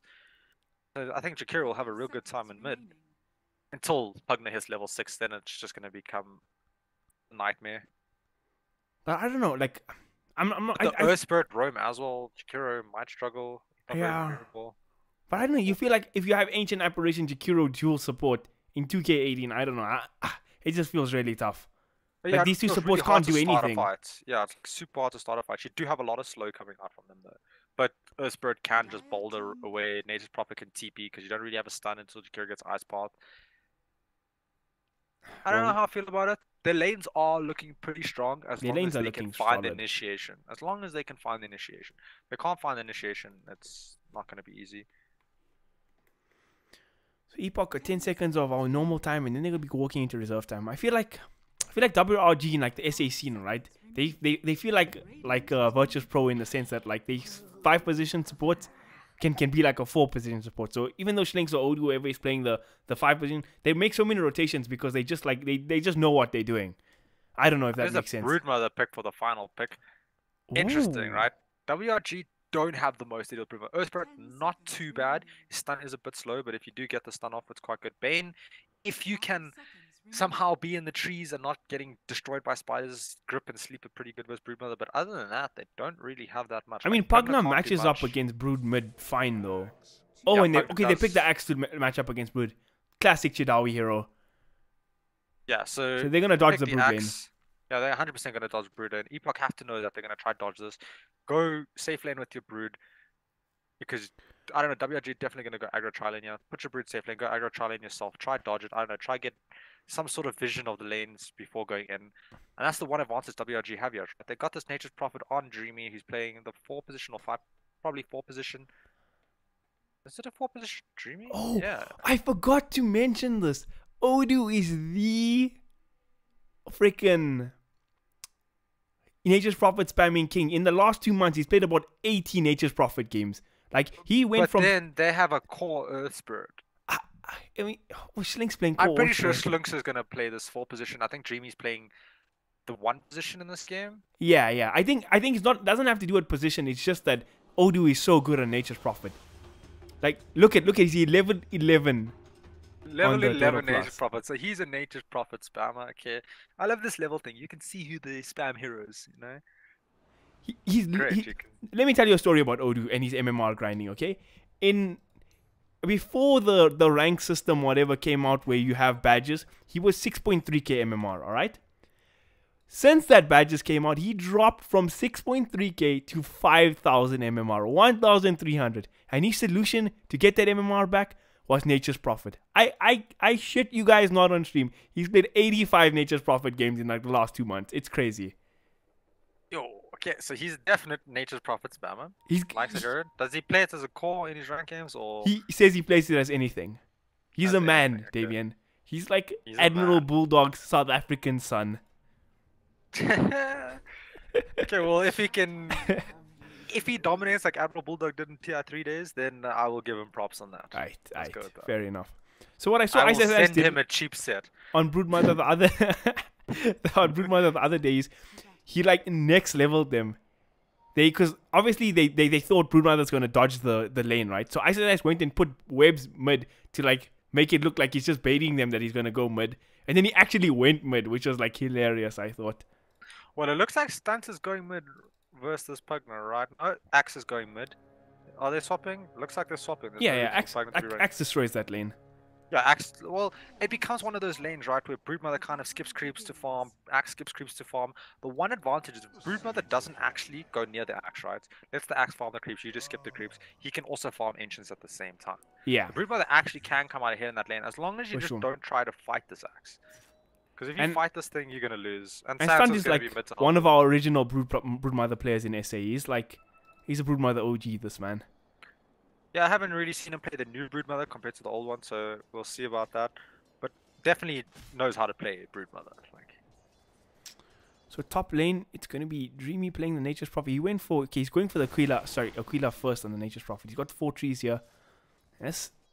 yeah, Let's see how he and does this it. is the hard part, right, for this lane. Is there's 4 trees. He can last it. He can deny everything. Each tree doing 36 damage. You can time them to all attack at the same time. So getting last hits and denies isn't that hard. And you can see already, right, on the last hit charts, like 4 denies. He's denied every 4 creep in this denies. first wave. He's gonna get this next one. 5th deny. Nature's Prophet God. just getting a large amount of denies. And that's really frustrating because Leetpro probably going to get to level 2, 3, Earth Spirit's going to get levels, and you're not really getting much. Oh. And your kill potential comes out level 2 or 3 for this Nature's Prophet. But Earthbridge just camping here, making sure he's okay. Oh, he's gonna miss the roll on Repo though. Yeah, but if he managed to get that roll, it would have been a kill. Yeah, because Repo actually can't do anything this lane. Because if he starts sending trees on him, those trees will just zone this AA out just by and if he themselves. gets caught by a roll which slows him, plus Nature's Prophet right clicks, he'll probably fall. Oh, do miss the CS. I'm so disappointed. 85 games for nothing. You need 86 games, man. 86. I hope your number is not 100% accurate. Otherwise, I'll call you a stalker. I don't know if it's 100% accurate, hey? Tamir did the stalking it, he told me. That's a lot of Nature's Prophet games, man. I think I would be banning that hero if I was doing some research on WRG. Snoop's taking a lot of damage in the top lane. Looks like Shrink's going to find himself a double bounty rune here. Bottom lane going perfectly fine as well. Well, top of the CS charts on his Pugna. And Broodmother's actually tired of that lane. But here's the issue now. Pugna is also good against Broodmother. And Pugna is going to be nearing level 3 as well. And the spiders won't be able to walk to the Pugna lane as well. So it's like... This is really tough to be a Broodmother game because there's two counters. They're keeping the axe. Oh, they're keeping the axe there. Holy crap. Okay, they hate stunt right now. Needs to just put down his webs, get his spider army up and just skip the creeps. Don't even engage in the axe and you'll be perfectly fine. Straight from Shlinks. He's in trouble in the top lane. Can this be first blood? Snoops, he's searching for him. Snake's juking and driving the trees. He pops to the south. He might just be fine. Sanking's going to get the stun off though. But in the meanwhile, Bane finds AA in the backline. Repo, they might just trade this kill. It's a 1-for-1 trade so far.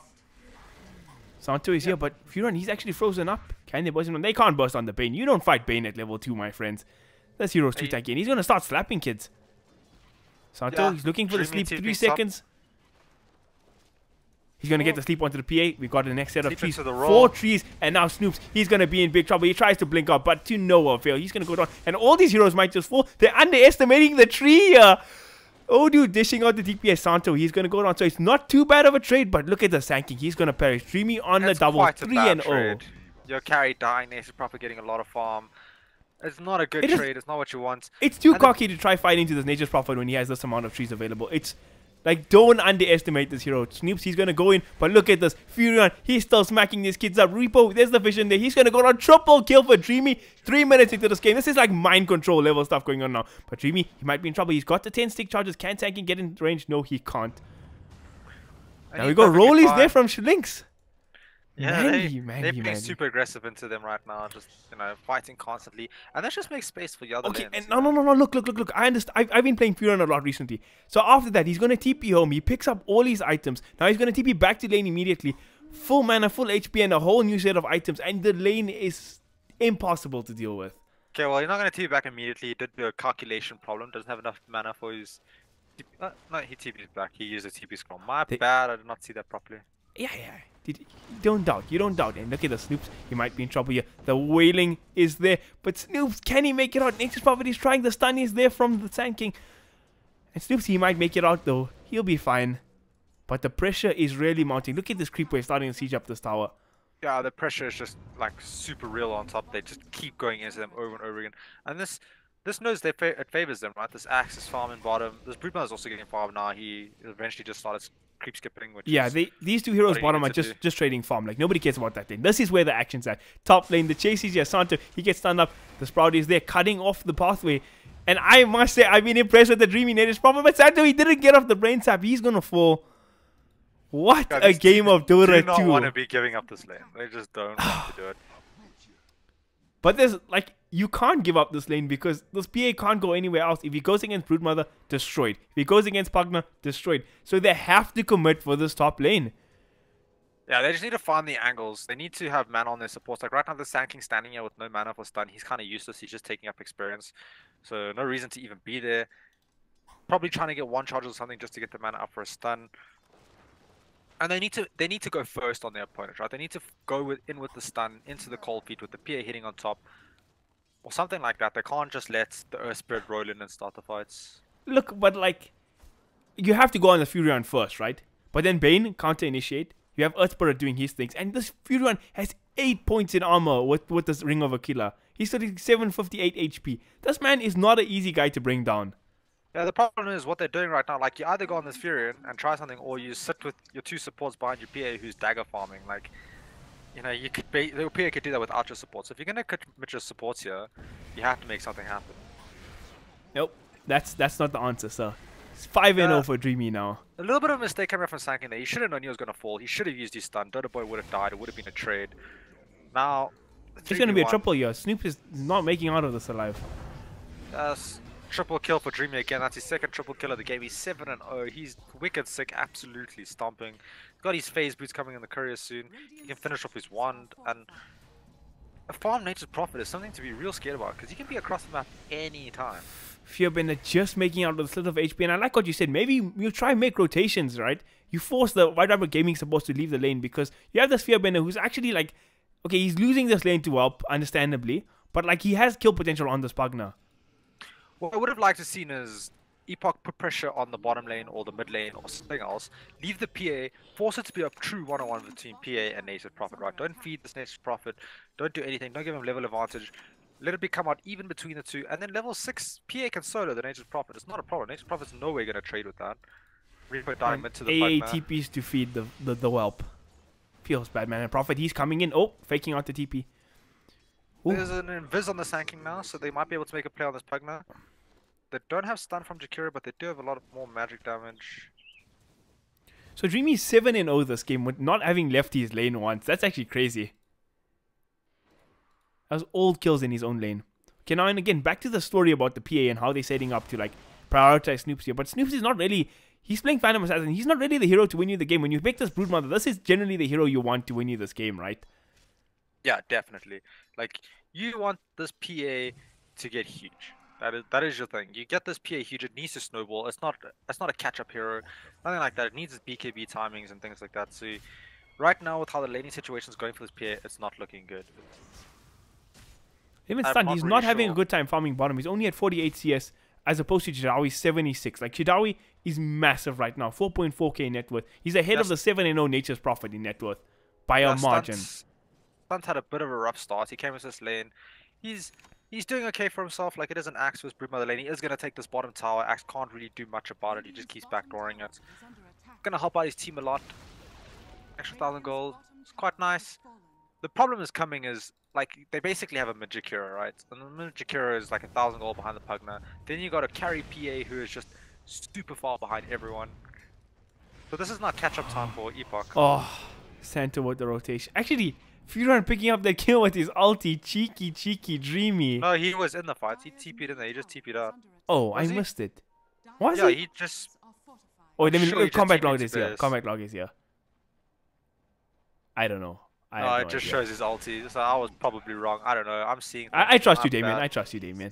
You got this. I swear I saw him. I'll watch the stream. He's everywhere, man. He's everywhere. 85 Nature's Prophet games. He's freaking everywhere. Oh, they're diving Nature's Prophet bottom, but Earth Spirits, they guess, a stun on the PA. Sanking, he's going to stun all of the Sprout, but is it enough? Can he make it out? No catches here, but as I say that, the Bane comes in, gets off the sleep on the Sanking. Snoops, though, he's actually going to turn around for this. Is he the right decision? No, he'll be fine, but can't say the same voice. Actually, no detection was found. Oh, Sanking. Oh, he stuns. He's dead. Yeah, he was going to die regardless. Just throws out a stun, you know, makes him use a little bit more. It's fine, waits a little bit more time. And Nature's Prophet TPs for air. Hey, it's fine, though. The Wiser just TPs off. There's no creep for him to TP to. There's a Sprout available. Okay. There's creeps to blink to at the bottom. He doesn't need them. Oh, he's got a Curling Blade as well.